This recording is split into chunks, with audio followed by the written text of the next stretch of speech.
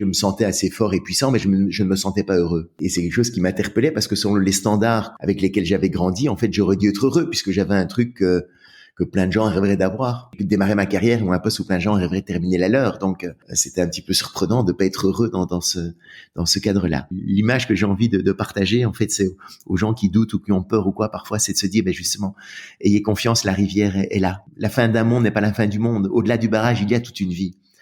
Qui se construit autrement, et c'est là où il faut accepter justement ces incertitudes-là, accepter les coups durs, accepter que ça puisse pas toujours se passer comme on l'avait imaginé, mais aussi quand on a ce socle de la relation à soi qui est suffisamment solide, on traverse. Et puis il y a le destin, comme je disais, les coups du sort, du hasard, du destin, de la vie, etc., qui nous amènent à faire des rencontres qu'on n'imaginait pas pouvoir faire.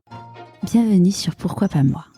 Je suis Charlotte Desrosiers-Natral, la fondatrice de Pourquoi pas moi, l'auteure de Et si je changeais de métier et la créatrice d'un bilan de compétences nouvelle génération.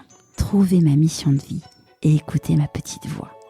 Finançable à 100% avec votre CPF. Grâce à des témoignages sans coupe, découvrez les véritables coulisses de ceux qui ont écouté leur petite voix. Pourquoi pas moi, le podcast qui t'invite à écouter ta petite voix. Il y a 17 ans, j'ai assisté au spectacle de Paul, Les hommes viennent de Mars et les femmes de Vénus. Je ne me souviens pas de tous les spectacles que j'ai vus, mais celui-ci, je peux vous dire qu'il m'a clairement marqué. J'avais évidemment hâte de l'interviewer, mais j'étais loin d'imaginer à quel point cette interview avec Paul allait me toucher. Nous nous sommes livrés mutuellement sur des choses que nous n'avions pas prévu de raconter en amont du rendez-vous. C'est aussi ça, la magie du podcast. Après une école de commerce, Paul se retrouve à diriger une compagnie aérienne. Il se retrouve au chômage et décide de se lancer dans la vente directe. De fil en aiguille, il va écrire un livre qui va cartonner, puis faire des conférences sur tout ce qu'il a compris. Jusqu'à ce qu'il rencontre John Gray et qu'il décide d'accompagner les couples pour les aider dans leurs difficultés. Il adapte alors le best-seller « Les hommes viennent de Mars et les femmes de Vénus » en un one-man show et qui continue à être un succès phénoménal. Paul est aujourd'hui auteur et comédien. Je ne vous en dis pas plus. Je vous souhaite la bienvenue dans l'univers de Paul Devendre. Bonjour Paul. Salut Charlotte. Est-ce que tu pourrais nous parler de l'objet que tu as choisi pour te présenter, s'il te plaît ? L'objet que j'ai choisi, c'est un petit kayakiste. Et pourquoi ? Parce qu'évidemment, on va parler de kayak, de rivière et de barrage. Et c'est une image avec laquelle je vis depuis maintenant plus de 20 ans. Et donc, c'est une image qui m'accompagne au quotidien. Donc voilà, c'était un petit clin d'œil par rapport au sujet qu'on va aborder aujourd'hui. Génial. Avant qu'on parle justement de cette balade sur la rivière, est-ce que tu pourrais nous parler là où tu as grandi ? Alors, j'ai grandi en Belgique, à Bruxelles. J'ai fait des études d'une école de commerce. Et puis, j'ai eu la possibilité de créer une compagnie aérienne en Belgique. Donc, on était en 87-88. Il y avait le 1er janvier 93 à l'horizon, l'abolition des monopoles nationaux. Et dans cette mouvance-là, on a créé au départ de Liège une petite compagnie aérienne régionale. Et donc, ça a été une magnifique expérience d'acheter les avions, d'engager les pilotes et tout ça pour faire une toute petite compagnie aérienne fonctionnant avec 3 avions quand même, c'était pas mal, de 35 places. Et on a fait des vols entre Liège, Paris, Londres, Nice et différentes destinations. Et juste avant juste vraiment un retour en arrière, t'étais quoi comme type de petit garçon ? Comme type de petit garçon, j'étais un petit garçon un peu crédule, parce que mon histoire, c'est que mes parents sont séparés à ma naissance, et que ce qui est assez surprenant, c'est que jusqu'à l'âge de 13 ans, je ne l'ai pas su. En fait, ma mère m'avait dit, je ne l'ai pas su. Jusqu'à quel âge ? Jusqu'à 13 ans. Ouais. En fait, ma mère m'avait dit, papa travaille trop loin, il peut pas rentrer tous les soirs à la maison. Et donc, je passais quelques heures le samedi après-midi avec mon père, puis ils y repartaient, comme si de rien n'était. Et pour moi, c'était normal, j'y croyais, parce que je pense que les enfants sont programmés à croire leurs parents. Et ce qui est marrant, c'est que j'ai 3 grandes sœurs, une sœur qui a 11 ans de plus que moi, une sœur qui a 8 ans de plus que moi, une petite sœur qui a 2 ans de plus que moi. Mes 2 sœurs aînées étaient au courant de la vérité, parce qu'elle, c'était difficile de leur dire, papa travaille trop loin, mais ma mère voulait nous protéger, les deux petits, protéger de je sais pas quoi, ça. Mais en tout cas, donc, on a vécu j'ai grandi dans cette illusion-là.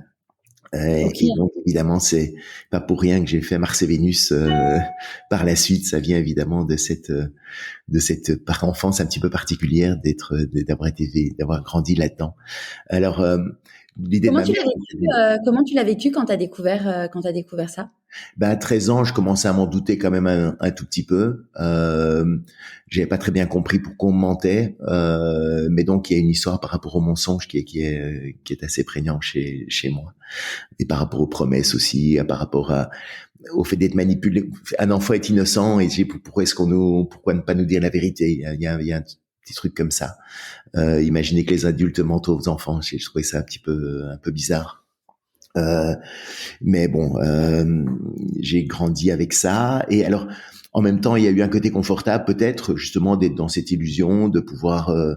J'ai pas été ballotté entre mon père et ma mère, etc. Donc, il y a eu quand même une sécurité qui était peut-être bonne. Alors, je sais pas comment ça aurait été autrement, mais en tout cas, ça m'a joué aussi mon rôle de père aussi.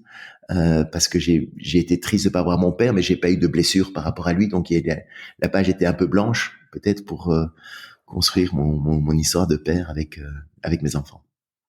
Et quand tu étais un petit garçon, c'était quoi tes rêves? Comme Quand tu étais un petit garçon, c'était quoi tes rêves? mes rêves, mais j'en avais pas des masses. C'est ça qui c'était un peu surprenant. J'étais là pour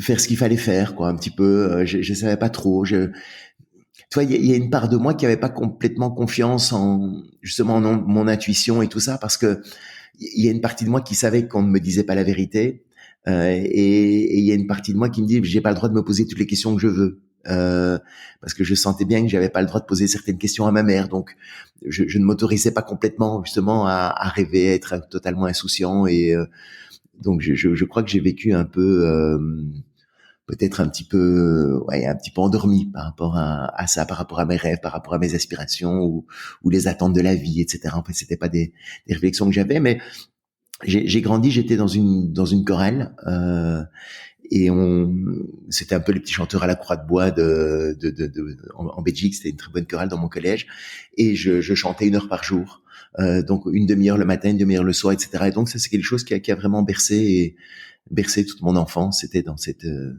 ces chants et dans cette chorale. Et puis le sport Donc aussi. déjà la voix et la scène étaient déjà présentes dans ta vie. Oui, mais j'imaginais pas du tout, hein. Mais c'était marrant parce que c'est vrai qu'on était, j'ai fait partie l'Opéra national de Belgique, le théâtre de la Monnaie, quand il avait besoin de chœurs d'enfants pour les opéras, faisait appel à notre chorale, et donc j'ai été quelquefois faire des opéras là-bas, et donc j'ai 7-8 ans, j'étais sur scène, mais j'imaginais jamais en faire un métier ou une activité. C'était pas mon truc, mais voilà, c'est vrai que la vie m'a rattrapé par rapport à ça. Et au moment du coup de choisir les études, ça s'est passé comment pour toi? Et choisir les études, je savais pas très bien quoi faire, justement, et donc j'hésitais entre la médecine. J'aime pas le sang et tout ça, donc médecine, j'y pensais pas du tout.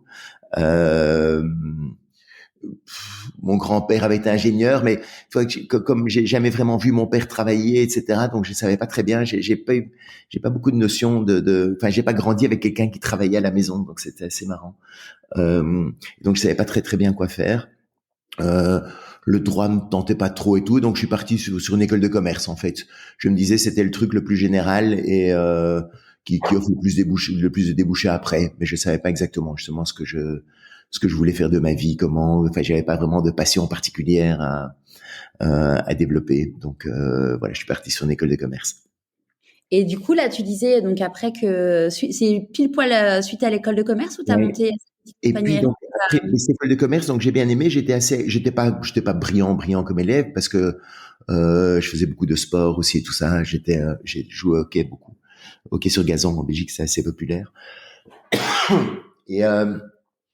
Et puis mais j'étais assez actif dans une association d'étudiants euh, qui proposait des stages pour des étudiants à l'étranger, et qui faisait venir des entreprises sur le campus pour les embaucher, etc. Enfin, donc il y avait pas mal d'activités. J'ai organisé un concours boursier au sein de cette association et donc voilà, donc j'étais très actif là-dedans, et donc ça m'a vraiment mis le pied à l'étrier de l'entrepreneuriat et de l'envie de l'entreprise, etc. Et là, j'ai eu la possibilité, justement, j'étais chez Unilever, était un des partenaires des journées qu'on organisait. Unilever, c'est une multinationale qui vend les produits comme Dreft et les poudres, les poudres à lessiver, toutes les mayonnaises et tout ça. Pour ceux qui ne C'est connaissent énorme. pas. Mais c'est une énorme multinationale. Et, euh, et donc j'ai fait un stage de quelques mois là-bas. Et puis pendant mon service militaire, j'ai eu la possibilité de faire une étude de marché pour l'aéroport de Liège. Et c'est comme ça que le projet compagnie aérienne est né. Mais évidemment, le projet compagnie aérienne était un petit peu aventureux par rapport à Unilever, qui était quelque chose de sûr, de certain, etc. Évidemment, ma mère m'encourageait à aller chez Unilever, mais j'avais un petit doute. Et j'ai eu une conversation en fait avec le directeur d'Unilever. Je sais pas pourquoi je suis tombé là avec lui. Le DRH m'aimait bien et donc il m'a dit tiens viens. Et j'avais parlé au DRH de mes deux choix. Et le DRH m'a dit viens on va parler au directeur. Que j'avais 26 ans, personne ne le voit pour ce type d'embauche, mais il m'aimait bien.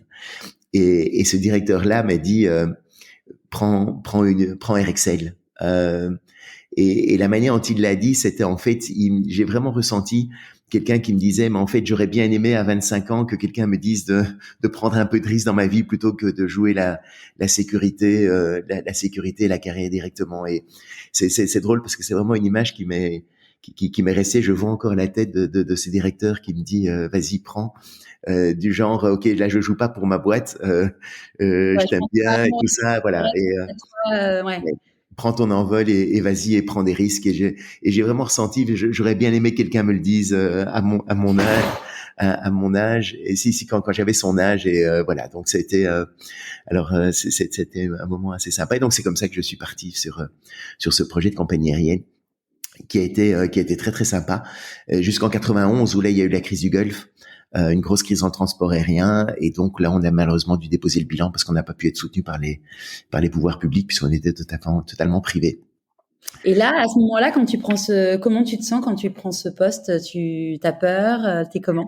Et j'ai peur, oui et non. Enfin, j'ai peur et en même temps, je me sens un peu comme un petit golden boy, euh,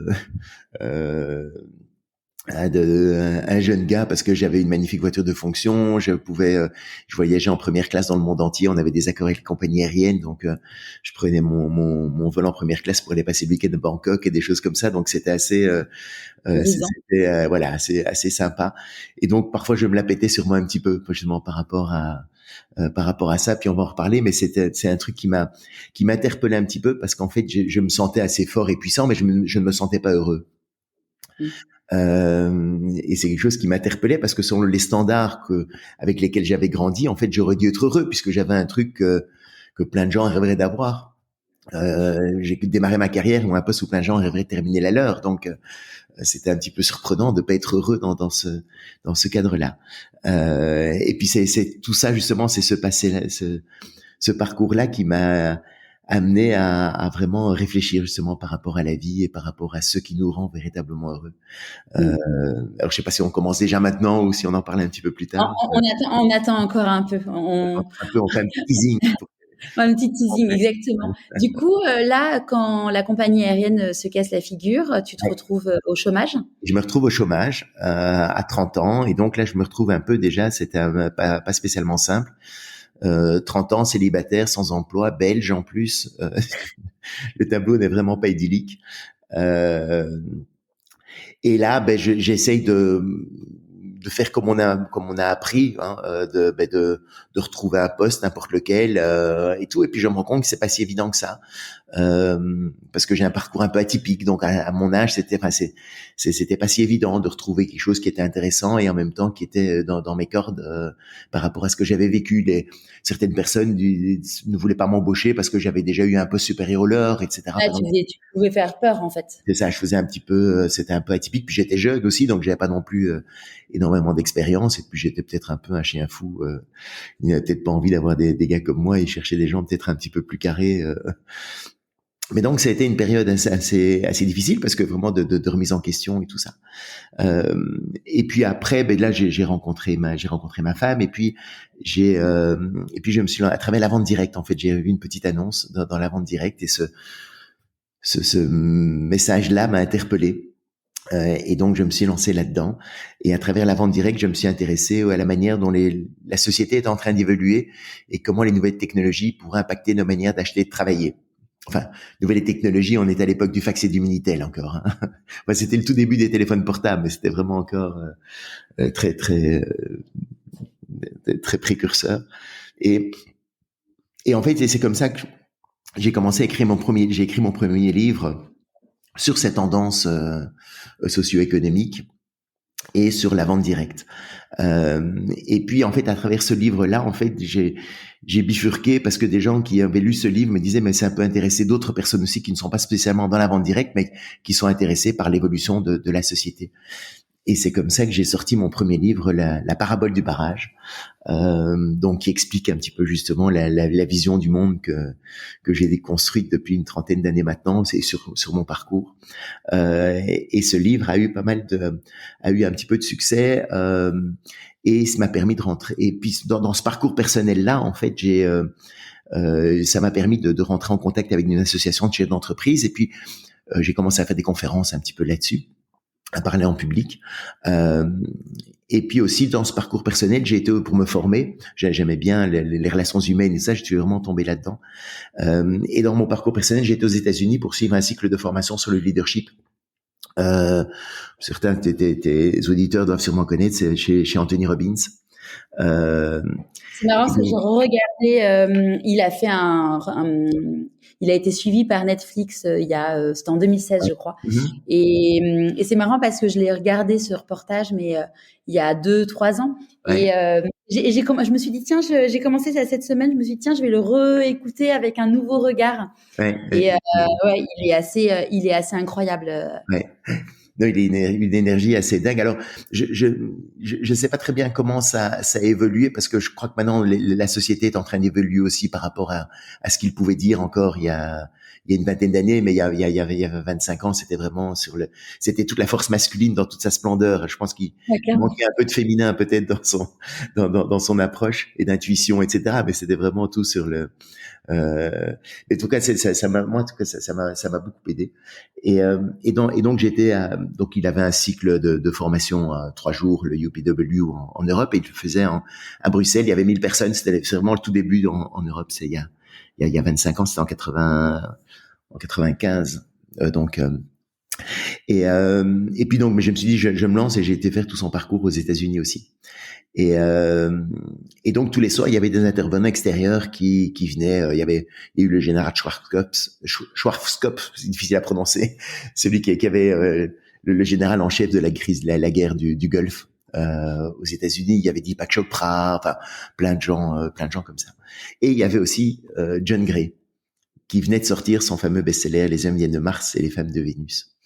Et quand j'ai entendu John Gray, là, j'ai adoré ce que j'ai entendu, parce que ça a résonné par rapport à mon histoire personnelle, par rapport au fait d'avoir grandi dans un univers très féminin avec 3 grandes sœurs et juste ma mère. Et où je me sentais parfois différent, mais je savais pas comment et pourquoi justement dans cette enfance. Et là, j'ai vu, en fait, c'est con, mais j'étais juste un petit mec, quoi. Et donc, ça m'a beaucoup interpellé, et j'ai commencé à en parler autour de moi de manière drôle, mais ouais, parce que tu vois, je suis pas psy et tout ça. Mais les gens trouvaient ça marrant, la manière dont j'en parlais. Et puis, j'en ai fait des séminaires. Je suis rentré sur les questions de parité, d'égalité. J'ai fait énormément de séminaires en entreprise là-dessus pendant une dizaine d'années. Mais les gens trouvaient ça assez marrant et tout, et ils disaient il faudrait que tu fasses du théâtre, il faudrait que tu vois one man show et tout ça. Mais je sais pas, je suis jamais monté sur scène, j'ai aucune idée, je sais pas du tout comment ça marche. Mais mon petit côté entrepreneur et entrepreneur, ça faisait un peu titiller ça. Et donc j'ai loué en 2006, j'ai loué un café-théâtre à Marseille, au Quai du Rire, pour tester cette idée-là, 4 soirs, pour voir un peu ce que ça pouvait donner en one man show. Et puis ça a été le début d'une formidable aventure. Parce que ce spectacle, je l'ai déjà joué maintenant, je l'ai joué plus de 2000 fois. Il y a eu 2 millions de spectateurs. C'est devenu un peu un spectacle référence, quoi, sur les relations entre les hommes et les femmes. En fait, c'est amusant parce que j'ai lu le livre. Enfin, en vrai, je l'ai même pas vraiment lu le livre, ouais, parce que en toute objectivité, j'ai trouvé ça chiant. Ouais. Mais à l'époque, j'avais emmené mon ex-mari, je l'avais emmené genre, je sais pas, ça faisait pas longtemps du tout qu'on était ensemble. Il m'a dit, mais mais qu'est-ce que tu me traînes, enfin, pourquoi tu m'emmènes ici, quoi? Enfin, Chier. vraiment, genre, je pense qu'il faisait vraiment la gueule au début de la soirée. Ouais. Et ça a été, enfin, on a passé un moment absolument génial et on s'est dit, en fait, à la fin, on s'est dit, mais il faudrait, tous les couples devraient aller voir cette pièce et le voir tous les ans, en fait, parce que c'est vraiment un truc où, tu vois, il y a plein de trucs où on était un jeune couple à l'époque, tu vois, c'était Mhm. il y a 17 ans. Il y a Ouais. plein de trucs où on se disait, ça nous permettait de comprendre et Mhm. du coup de faire des blagues en se disant, mais non, mais en fait, regarde, là, t'es comme ça parce que là, t'es quand même super relou, faut le dire. Mais Ouais. parce que c'est ta part masculine ou ta part Ouais. féminine. Et Mhm. ce qui était aussi hyper intéressant, je trouve, c'est de se rendre compte que on a tous du féminin et du masculin en nous, qu'on soit une homme ou une femme. Mhm. Et du coup, ça permet de mettre en exergue ça. Et c'était drôle parce que, bon, bah, tu vois tout le monde qui est mort de rire. Et Mhm. tu vois vraiment quand même tes voisins que tu ne connais pas se marrent et tu vois bien Ouais. qu'en gros, ça résonne grave. Et on était allé voir le deuxième. Je l'avais Mhm. réemmené Ouais. juste avant de nous marier. Mhm. Donc 14 ans après. Mhm. Et pareil, c'était vraiment, enfin, Ouais. c'est ouais, vraiment, je le recommande à tous les couples. On a arrêté, donc du coup, bon bah notre couple c'est fini. Mais du coup, il faut continuer. Ouais. Non, c'est pas une recette miracle, hein, mais il y a plein d'autres enjeux et tout ça, des blessures personnelles et tout ça qui vont jouer Bien sûr. effectivement là-dedans. Je Il faut rigole, mais encoder. je rigole, Ouais. mais ça me fait pas rire en vrai. Mais bon, Hmm. c'est ça, c'est le syndrome du pendu, tu sais, celui qui va juste se faire pendre, il rit, c'est un rire nerveux. Donc parce que là, Ouais. je dis je rigole, mais en fait, c'est en vrai, Ouais. c'est pas du tout.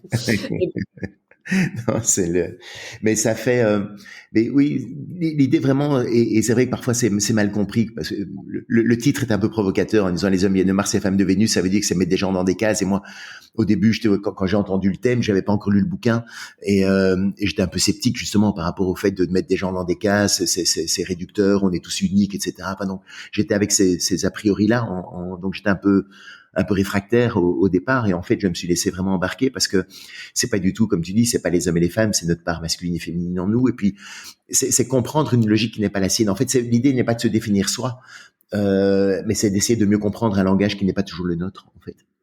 Et clairement. et c'est comme ça que j'ai essayé vraiment de le présenter. Alors, mais évidemment en caricaturant un petit peu, en étant un peu drôle parce que ce sont des choses qui sont importantes, mais qui peuvent être légères. Et enfin, tous les témoignages que j'ai eus, c'est vraiment ça, c'est de dire, mais c'est génial de pouvoir en rire un peu après, quoi.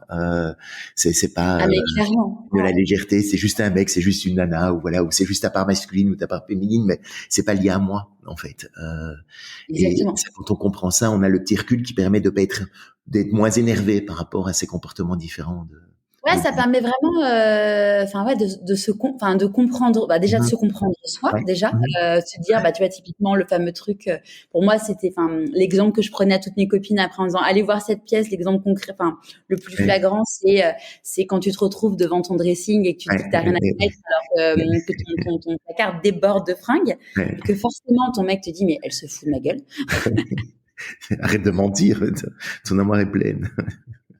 Mais ouais, c'est vraiment de se comprendre soi et de se dire en Mhm. fait c'est normal que je réagisse comme ça et puis de comprendre en effet l'autre quand Ouais. ouais, quand t'as un ours dans la caverne et que Ouais. tu comprends pas pourquoi Pourquoi il t'en veut et tout, alors qu'en fait, il t'en veut pas. Ouais. c'est ça. Et Ouais. du coup ouais, ça aide vraiment je trouve enfin Ouais. c'est vraiment top et du coup le fait d'avoir pris le nom pour ta pièce de théâtre, t'as dû Mhm. demander j'imagine Oui, oui, l'accord j'ai demandé. Mais en fait, donc j'ai animé des séminaires. Donc quand j'ai vu John Gray aux États-Unis, on était 1500 dans la salle. Moi j'ai acheté, j'étais passionné, j'ai acheté les livres et les cassettes à la sortie. Tu voyais tout le truc, le package américain. J'ai tout écouté en boucle et j'ai commencé à en parler autour de moi. Puis je me suis dit j'ai envie de diffuser ces idées en français parce que ça me parle. C'est vrai, le bouquin n'était pas traduit en français à l'époque même.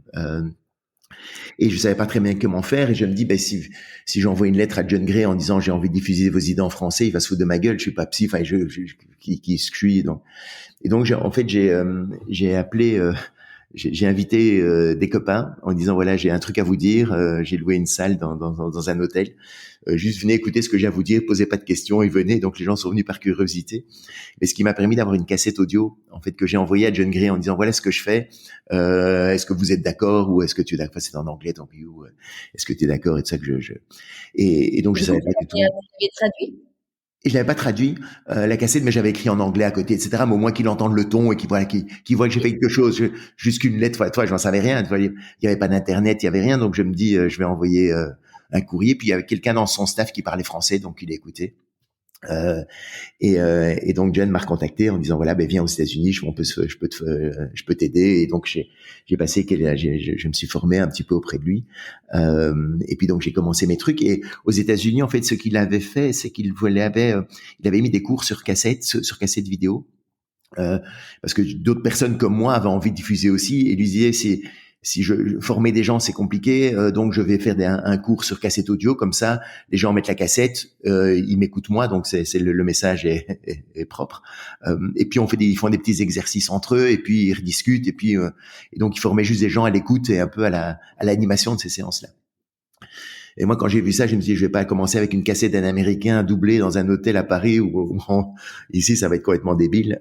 Donc j'ai dit, je veux pas faire. Et lui, il s'en foutait. Il m'a dit, fais comme tu veux. Et puis donc c'est comme ça que j'ai développé mes séminaires. Mais donc avec son accord et ça, donc je le voyais régulièrement et quand j'ai eu l'idée d'en faire un one man show, il rigolait un petit peu parce que tous les grands majors américains l'avaient déjà contacté parce que le bouquin à l'époque, donc après, a été un énorme succès. Et donc tout le monde l'avait déjà contacté pour faire des projets de théâtre, de cinéma, etc. Mais il y a rien qui a été concrétisé. Et donc oui, si tu veux, essaye, mais bon, j'y crois pas trop. Et puis quelques mois après, quand il a vu que comment ça fonctionnait, il m'a dit c'est pas mal ton truc. Et puis et c'est comme ça j'ai eu les droits mondiaux en fait du spectacle, et donc on a mis des franchises dans différents pays avec des comédiens pour jouer la pièce que j'avais écrite. Ah, génial, je savais pas ça, super. Alors il y a des endroits où ça a bien marché, d'autres moins, parce que le problème, c'est quand même, enfin je pense qu'aussi ma personnalité, mon histoire par rapport à cette pièce jouer aussi dans la manière de le transmettre. Et si c'est juste un comédien, c'est peut-être un petit peu, il manque peut-être un petit peu quelque chose par rapport au vrai message que j'ai envie de faire passer. Donc Et puis l'humour aussi, en fonction des pays, n'est pas le l'humour en même. fonction du pays, et puis la situation, les relations entre les hommes et les femmes, etc. Enfin, donc, et puis il fallait laisser un peu de liberté comme au metteur en scène, et donc le metteur en scène parfois changeait un peu des textes, alors il enlevait des trucs qui étaient importants. Mais il faut savoir, enfin, moi je l'ai construit sur 10 années de pratique, d'avoir rencontré des milliers de couples, donc je sais pourquoi je le dis à ce moment-là et tout, ou parce que je fais attention aux objections qui vont arriver à ce moment-là, ou à ce que la manière dont les gens l'entendent, et donc voilà, parce que j'arrive avec vous pensez ça, mais voilà pourquoi vous pensez ça, parce que tac tac tac tac. Donc je réponds aux questions pendant le cheminement du show, quoi. Oui, parce que du coup, tu as été coach de couple. Et j'ai été un petit peu coach de couple, oui, pendant. Mais j'ai pas fait, j'ai jamais fait de séance individuelle et tout, et je me suis vraiment axé sur la communication. J'avais pas envie de rentrer dans vraiment coach individuel, mais j'ai fait pas mal de séminaires. Et alors il y a eu un truc qui était très porteur pour moi, c'est que c'est les hasards de la vie, de nouveau, non, sur le cheminement de la rivière. Donc on va revenir quand même au kayak à un moment, mais le cheminement de la rivière, c'est que le livre a été traduit en français très très tard parce qu'il y a eu un procès entre l'éditeur français et québécois qui avait mis la traduction en français. Donc le livre est arrivé avec 2-3 ans de retard en France par rapport à tous les autres pays. Mais ce temps-là, en fait, c'est ce temps-là qui m'a permis d'être un petit peu connu, déjà, et de pouvoir.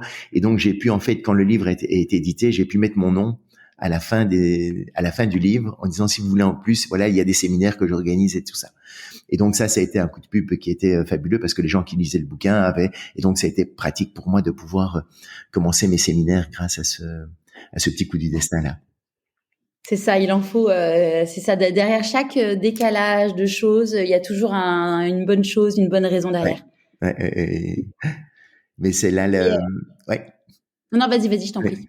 Et là, mais en fait, et pour ça, et ça, c'est un peu justement sur l'idée par rapport au cheminement dans la vie quand il y a une bonne ou une mauvaise nouvelle et tout ça. Tu vois, il y a des trucs qui nous arrivent, on se dit merde, c'est une tuile, ou bien tiens, c'est une bonne nouvelle, et ou un enfant qui rate un examen, on se dit est-ce que c'est bien, ou qui n'est pas accepté à son concours, est-ce que c'est triste, etc. Et donc c'est toujours, en fait, c'est pas tellement ce qui nous arrive qui pose un problème, c'est surtout la réaction qu'on a par rapport à ça et au stress que ça nous met parce qu'on se dit que c'est une bonne ou une mauvaise nouvelle. Et il y a une histoire, moi, fait que j'aime bien, qui est on se la raconte beaucoup souvent quand on a des trucs. C'est l'histoire d'un fermier qui un jour découvre que son cheval a cassé la clôture et s'est enfui. Alors les voisins lui disent mauvaise nouvelle, et le fermier dit bonne ou mauvaise, difficile à dire. Le lendemain, en ouvrant ses volets, le fermier constate que le cheval est revenu accompagné de 4 juments sauvages. Là, les voisins disent bonne nouvelle, et le fermier dit bonne ou mauvaise, difficile à dire.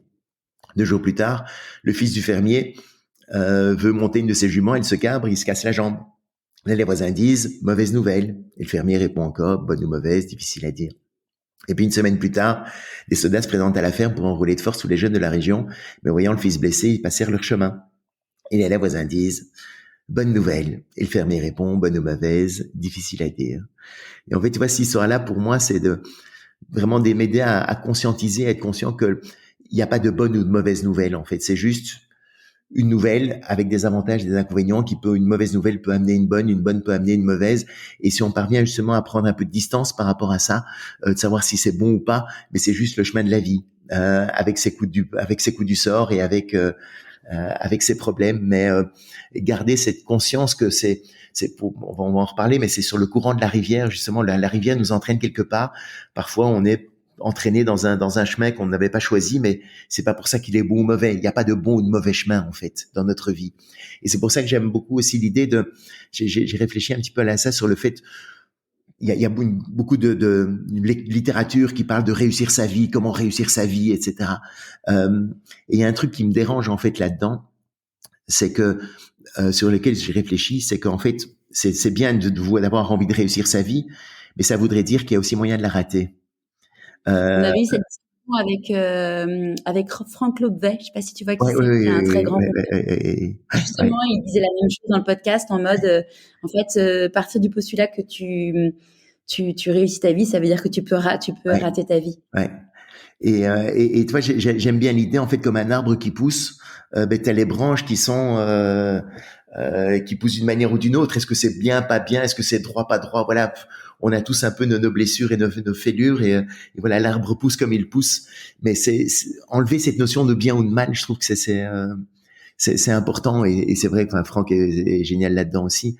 Mais c'est comprendre, en fait, cette notion-là c'est un peu apaisant aussi. C'est pas, ça veut pas dire que on s'en fout de ce qui se passe. Enfin, c'est important quand même, malgré tout, d'avoir des rêves, d'avoir nos objectifs, d'avoir envie de mettre sa petite pierre à l'édifice, évidemment. Mais si on va le faire d'une manière ou d'une autre. Et ça, c'est déjà acquis avant qu'on le fasse. Ouais, et puis après, enfin, tu vois, moi, je vois, je suis j'ai fait un burn-out il y a 3 ans, donc là, je me suis séparée cet été.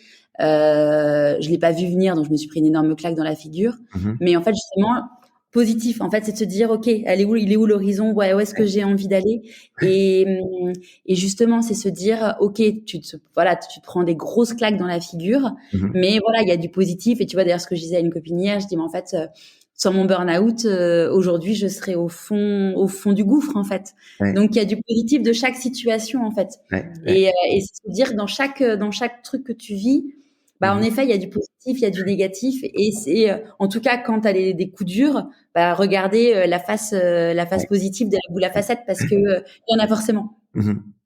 Ouais, c'est toujours mais c'est pas évident, hein. Et l'idée n'est pas non plus d'enfuir ou de nier la tristesse qu'on peut avoir. Non, bien sûr, parce que sinon C'est de la vivre, etc. Et en même temps, voilà, c'est de process ouais. C'est justement, enfin, clairement, il y a le fameux processus du deuil. Tu as le deuil de ta vie pro, le deuil d'une personne qui décède, le deuil d'une perte d'amitié, enfin, de la fin d'un couple, enfin, et clairement, c'est hyper important d'accueillir chaque étape, Ouais. parce que enfin, j'ai lu pas mal de bouquins sur le sujet. C'est si tu n'acceptes pas les phases de tristesse, de colère, de tout ça, en fait, Ouais. tu n'avances pas. Donc, il faut savoir accepter chaque étape, Ouais. mais que ça soit des émotions plutôt que des états qui restent. Ouais. Et des étapes à travers. Et c'est toute l'idée de mon barrage et de ma rivière, évidemment. C'était la transition. Une transition magique. Donc là, t'as sorti un nouveau spectacle que j'ai pas encore eu la chance d'aller voir. Mm-hmm. Et j'ai écrit, en fait, donc tu vois, comme je t'avais dit, donc il y a une vingtaine d'années maintenant, j'ai écrit ce livre, La parabole du barrage, qui décrivait un peu la société dans laquelle on passait, et le fait de voir en fait des gens en même temps optimistes et pessimistes par rapport à ce qui est en train de se passer dans le monde. Et on devait être obligé de choisir son camp. Tu vois, il y avait la France d'en haut, la France d'en bas, il y avait les puissants et les pauvres. Enfin, il y avait un peu ces dichotomies-là. Et je me demandais, mais est-ce qu'on est vraiment obligé de choisir entre un avenir qui serait meilleur ou un avenir qui serait pire? Est-ce qu'il n'y a pas moyen de voir les deux ensemble? Et donc, c'est ça, comme ça, que petit à petit, j'ai développé cette image. Et les gens, en fait, ont été très marqués par ce. Enfin, il n'y a pas énormément de gens qui ont lu ça, mais les gens qui ont lu ce bouquin étaient très marqués par ça. Et il me disait toujours, et à un moment donné, il était épuisé, et puis il me disait, il faudrait que tu le remettes au goût du jour, etc. Et je voyais que la société continuait à aller exactement dans le sens que je décrivais dans ce bouquin. Et donc c'est ça que j'ai ressorti en fait un livre qui s'appelle La parabole du kayakiste, juste avant le confinement. Il est sorti juste avant. Et donc, ça a été compliqué de lancer le bouquin parce que tout était fermé pendant tous les mois, etc. Mais j'en parlais avec mon metteur en scène aussi, de mon dernier spectacle, de mon troisième Mars et Vénus, et qui était l'ancien patron des Guignols de l'Info, Yves Le Roland, qui a dirigé les Guignols pendant 20 ans. Et il aimait beaucoup ce sujet-là, et on s'est dit, bon, on pourrait peut-être en faire un spectacle aussi. Et donc, j'ai construit ce nouveau spectacle du bonheur dans les épinards pour partager cette vision du monde. Alors c'est beaucoup plus personnel que Mars et Vénus. Tu rigoles moins, tu peux pas taper du coude le voisin en disant, ah, c'est tout toi, parce que on parle chacun de soi, en fait, là-dedans. Mais l'idée de cette parabole du kayakiste ou du barrage, en fait, c'est de comprendre que si on imagine que la vie est une expédition en kayak sur une rivière de montagne, tu vois, le kayak c'est sympa, etc., c'est chouette, on s'amuse bien et tout, mais parfois c'est quand même un peu dangereux. Il y a des courants et des rapides, et quand on est pris dans les rapides, même l'aventure peut même parfois s'arrêter plus vite que prévu, hein, d'où le terme rapide d'ailleurs, c'est pour ça qu'on est rapide. Et lors de la Deuxième Guerre mondiale, en fait, le monde est passé par les chutes du Niagara, hein, la cascade la plus haute que l'humanité ait jamais connue. Le résultat est assez effroyable à la sortie, est bien connu de tout le monde, 80 millions de morts, un monde en ruine. Enfin, on va pas le décrire pendant des heures, tout le monde l'a en tête. Et je pense qu'on peut comprendre qu'à cette époque, en 45, que les survivants traumatisés par toutes ces années d'horreur qu'ils avaient vécues étaient un peu réticents à l'idée de reprendre leur kayak. Hein, et donc, à l'image des castors, ils ont simplement décidé de construire un barrage sur la rivière, parce que comme ça leur permettrait désormais de vivre sur un grand lac protégé des courants et des rapides. Et là, ils s'imaginaient qu'ils seraient enfin heureux, puisqu'ils jouiraient de cette sécurité, qui serait enfin, qui était le bonheur absolu. Après avoir passé d'une telle année d'incertitude, on peut imaginer que cette question de sécurité était vraiment la clé du bonheur. Et donc, c'est comme ça qu'à dès 45, on a commencé à construire ce barrage par les grands systèmes de solidarité collective, hein, comme la sécurité sociale, les caisses de retraite, l'assurance chômage, enfin, tout ce qu'on a mis en place pendant les 30 glorieuses. Et chacun vivait dans des parcelles. On a donné des parcelles on a mis des barrières flottantes sur le lac. Alors évidemment, il y avait les grands ensembles, il y avait les plus belles parcelles pour la bourgeoisie, pour les plus riches, et puis pour la bourgeoisie, et puis les pavillonnaires, et puis les grands ensembles collectifs, les HLM, etc., qu'on a construits dans les années 50.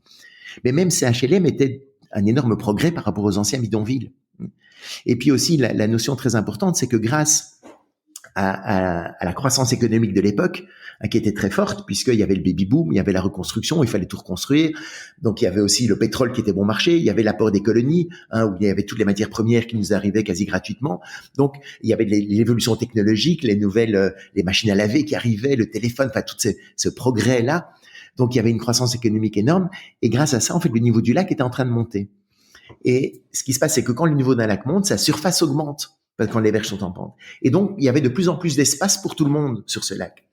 Et donc, en fait, l'objectif d'une vie s'est progressivement transformé en disant, l'objectif de ma vie, c'est d'agrandir ma parcelle, de l'aménager du mieux possible avec une machine à laver, en allant des voyages, avec ma voiture, avec mon truc. Donc, en fait, on est passé par ce bonheur, par la consommation. Tout d'un coup, on est parti du besoin de sécurité qui est essentiel, de pouvoir avoir un toit et de pouvoir manger, d'être sûr d'être encore vivant demain. En fait, ce bonheur-là s'est transformé petit à petit en une idée d'un bonheur par la consommation. Et c'est sûr que après les privations qu'on a eues, etc., c'était génial. Vous voyez, quand un mari offre un aspirateur à sa femme dans les années 50, elle était ravie. Messieurs, essayez aujourd'hui, vous prenez l'aspirateur dans la gueule. Alors que les aspirateurs sont plus performants qu'avant. Donc, on n'y comprend rien. Elles sont vraiment reloues, ces femmes. Rien, c'est vraiment leur. On sait plus quoi faire. Mais donc, on peut comprendre que en fait, le bonheur c'est construit. On a commencé à avoir cette idée du bonheur par la consommation parce que effectivement, ça apportait énormément de facilité et de joie par rapport à ce que cette génération-là avait connu. Mais pendant ce temps-là, en fait, il y a des jeunes qui sont nés après la guerre, qui n'ont pas connu tous les problèmes, qui n'ont pas été construits dans cette souffrance de la guerre, etc. Tous les jeunes sont arrivés du baby boom, on se sont dit, moi, ces parcelles, c'est bien, mais ça reste un enclos. Moi, je veux pouvoir aller nager partout. Je veux la liberté. Ça a été Woodstock, ça a été les hippies, ça a été le non à la guerre au Vietnam, c'était tous ces trucs-là. Et c'est 68, évidemment, mais 68 en France. Et ce mouvement était rejoint par tous les ouvriers qui à un moment donné se sont dit mais je veux bien ma parcelle, mais quand même globalement ma parcelle c'est sympa, mais il y a quand même des grandes parcelles ailleurs. Moi j'ai l'impression d'être un peu pigeon dans le système. Et donc ça a commencé à créer des remous. Il y a eu des luttes de classe, etc. pour récupérer. En fait, le but d'une vie, c'était d'avoir la parcelle la plus grande possible.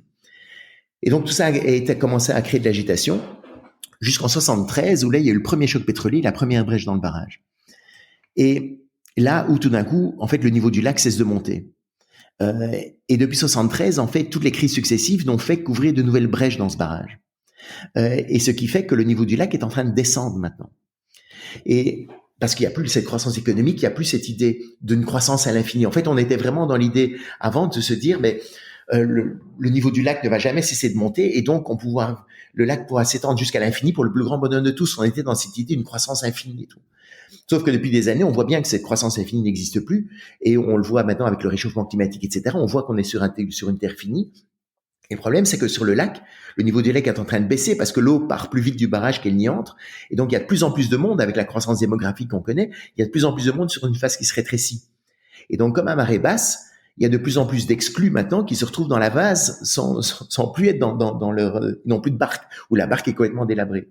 Et pareil, de l'autre côté, il y a aussi des gens qui sont organisés pour continuer à prendre des espaces complètement démesurés sur le lac, avec des grandes fortunes immenses, etc., avec des parcelles qui sont totalement hors de la mesure. Et de l'autre côté, il y a plein d'exclus qui n'ont plus d'espace. Et depuis 40 ans, on est dans cette société de plus en plus compétitive, où on se chamaille sur le lac, avec l'extrême droite dit tiens, on va en virer 2 millions d'étrangers, on les remet dehors, comme ça fera plus de place pour nous.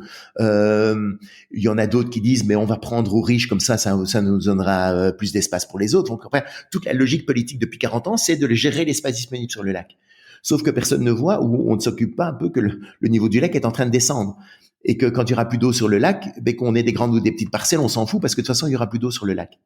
Et donc, pour moi, on est un peu comme on est un peu comme sur le Titanic. Les gouvernements, parfois, sont un peu comme le Titanic, où on est là, en train de se chamailler pour alimenter le buffet, plutôt que de s'occuper du trou dans la coque. Et donc, ça crée beaucoup d'incertitudes. Et en fait, moi, ce que je remarque, en fait, maintenant, c'est la bonne nouvelle quand même, c'est que l'eau qui s'échappe du barrage ne s'évapore pas. Elle continue simplement sa route dans la rivière en contrebas. Et aujourd'hui, plutôt que de se battre dans ce barrage qui devient de plus en plus vaseux, peut-être la solution, c'est de reprendre son kayak pour repartir dans la rivière. Mais ça nécessite en fait un changement d'état d'esprit. Qu'est-ce que ça veut dire être dans la rivière ou être sur le lac? C'est ça la vraie question. Et justement, pour reprendre un peu mon parcours et dans l'idée, comment est-ce qu'on inverse et comment est-ce qu'on rejoint la rivière aujourd'hui, ce qui est à mon avis une absolue nécessité, c'est en fait de se rendre compte que la manière dont on a construit nos vies, comme je te l'ai dit tout à l'heure, moi, j'ai grandi dans l'idée que il fallait que j'ai un beau diplôme pour obtenir un emploi qui me permettrait de gagner l'argent dont j'aurais besoin pour être heureux. Parce que le bonheur passait par la sécurité de la parcelle. Et donc, j'ai eu une parcelle assez rapidement. J'ai eu une belle parcelle, je te dis, comme directeur général, compagnie aérienne, etc. C'était génial, mais je me sentais pas heureux.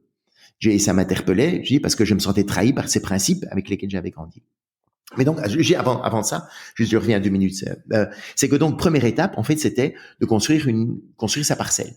Deuxième étape, une fois qu'on a construit cette parcelle, on pouvait alors fonder une famille, qui serait forcément heureuse puisqu'elle jouirait du confort et de la sécurité de la parcelle. Et puis, troisième et dernière étape, en fait, on pouvait enfin être fier de soi parce que si on parvenait à préserver cette parcelle tout au long de sa vie. En fait, cette construction-là, tu l'as peut-être reconnue, c'est la pyramide de Maslow.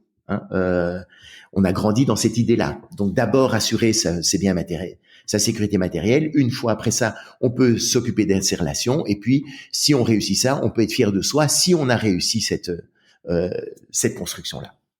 Et je te dis, moi, j'ai grandi avec cette idée-là. Et donc, j'ai eu mon socle assez rapidement de ma parcelle sécurisée, etc. Mais j'étais pas heureux. Et ça m'interpellait. Et au bout de 2 ans, il y a une conversation anodine avec l'ami d'une de mes sœurs qui m'a donné un premier début de réponse. En fait, Étienne avait 40 ans, il roulait en Porsche et venait de faire fortune en vendant de sa société. Un soir où on se retrouve tous les deux sur la terrasse et là, je lui demande, mais maintenant que tu dois être heureux, maintenant que tu as gagné de l'argent, tu es heureux, parce que j'étais dans l'idée. Il m'a dit non. Et ça m'a surpris. Et je dis pourquoi? Et il me dit, parce que je viens de divorcer, j'ai une petite fille de 2 ans, je ne la vois pas très souvent et elle me manque. Et en fait, en quelques mots, Étienne, là, m'a permis vraiment de prendre conscience que l'argent ne fait pas le bonheur. Et qu'en fait, il y a peut-être des relations plus importantes. Alors, c'est pas pour ça qu'il n'est pas important, hein. Quand on dit ça, parfois, évidemment que c'est important, mais il n'est peut-être pas la source du vrai bonheur quand on sait de façon qu'on suscite 5 fois plus en Suisse qu'au Kenya. Bon, en même temps, passer son temps à compter l'argent des autres, on peut se dire que ça peut finir par devenir déprimant. Mais bon, ça, c'est un autre détail. Mais en fait, il existe une valeur plus importante que la réussite financière pour être heureux. En fait, c'est la qualité de la relation qu'on a avec les autres, c'est l'argent qu'on partage en famille, c'est la chaleur d'une amitié profonde, c'est la joie d'avoir aidé quelqu'un en difficulté qui rend heureux bien plus qu'un compte en banque bien fourni. Ça veut pas dire que l'argent n'est pas important, hein. Moi, je suis très content quand il y a du monde qui vient me voir au spectacle, etc. J'étais ravi d'avoir des millions de spectateurs qui sont venus me voir. Mais c'est pas le but. En fait, c'est ça l'idée. Et il y a une relation plus importante, et donc, si on prend la pyramide de Maslow, en fait, le socle, le deuxième étage est plus grand que le premier. Et puis, lors de la faillite d'Erexel, je me suis rendu compte que, il y avait peut-être une valeur plus importante que la réussite financière, que même la relation avec les autres pour être heureux, c'est la relation qu'on entretient avec soi. Et donc, en fait, la pyramide de Maslow, elle devrait être, en fait, c'est un triangle inversé. Le 3e étage est encore plus important que les 2 premiers étages. Et donc, en fait, la construction de la pyramide de Maslow, pour en être glorieuse, elle l'a tenue. Elle l'a tenue pour tout le monde, parce qu'on était dans cette idée-là, parce que la sécurité matérielle était garantie.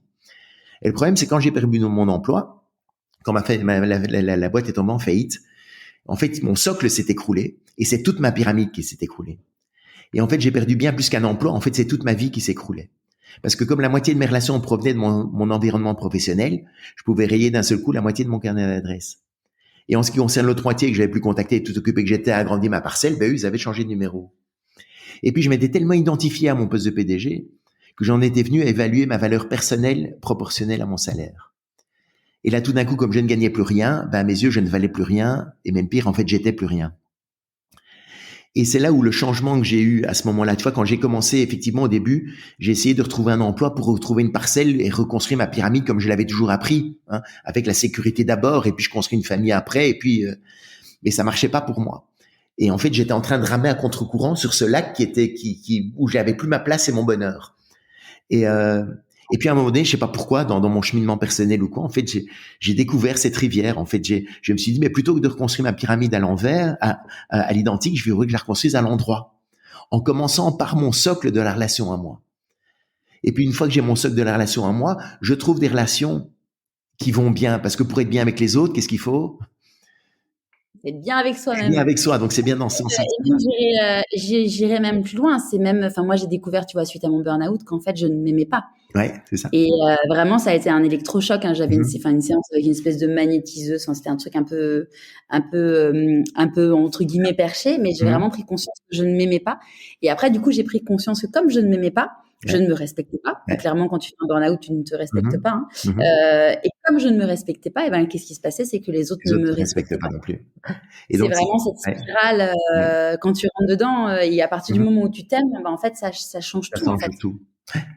Et c'est comme ça. Et en plus, et donc le troisième étage, la sécurité et l'argent devient une conséquence, mais n'est plus un but. Quand tu remets cette pyramide à l'endroit, en fait, de Maslow. Et pour moi, tout l'enjeu sociétal dans lequel on est aujourd'hui, en fait, c'est d'inverser cette pyramide de Maslow, de prendre le risque de repartir de soi.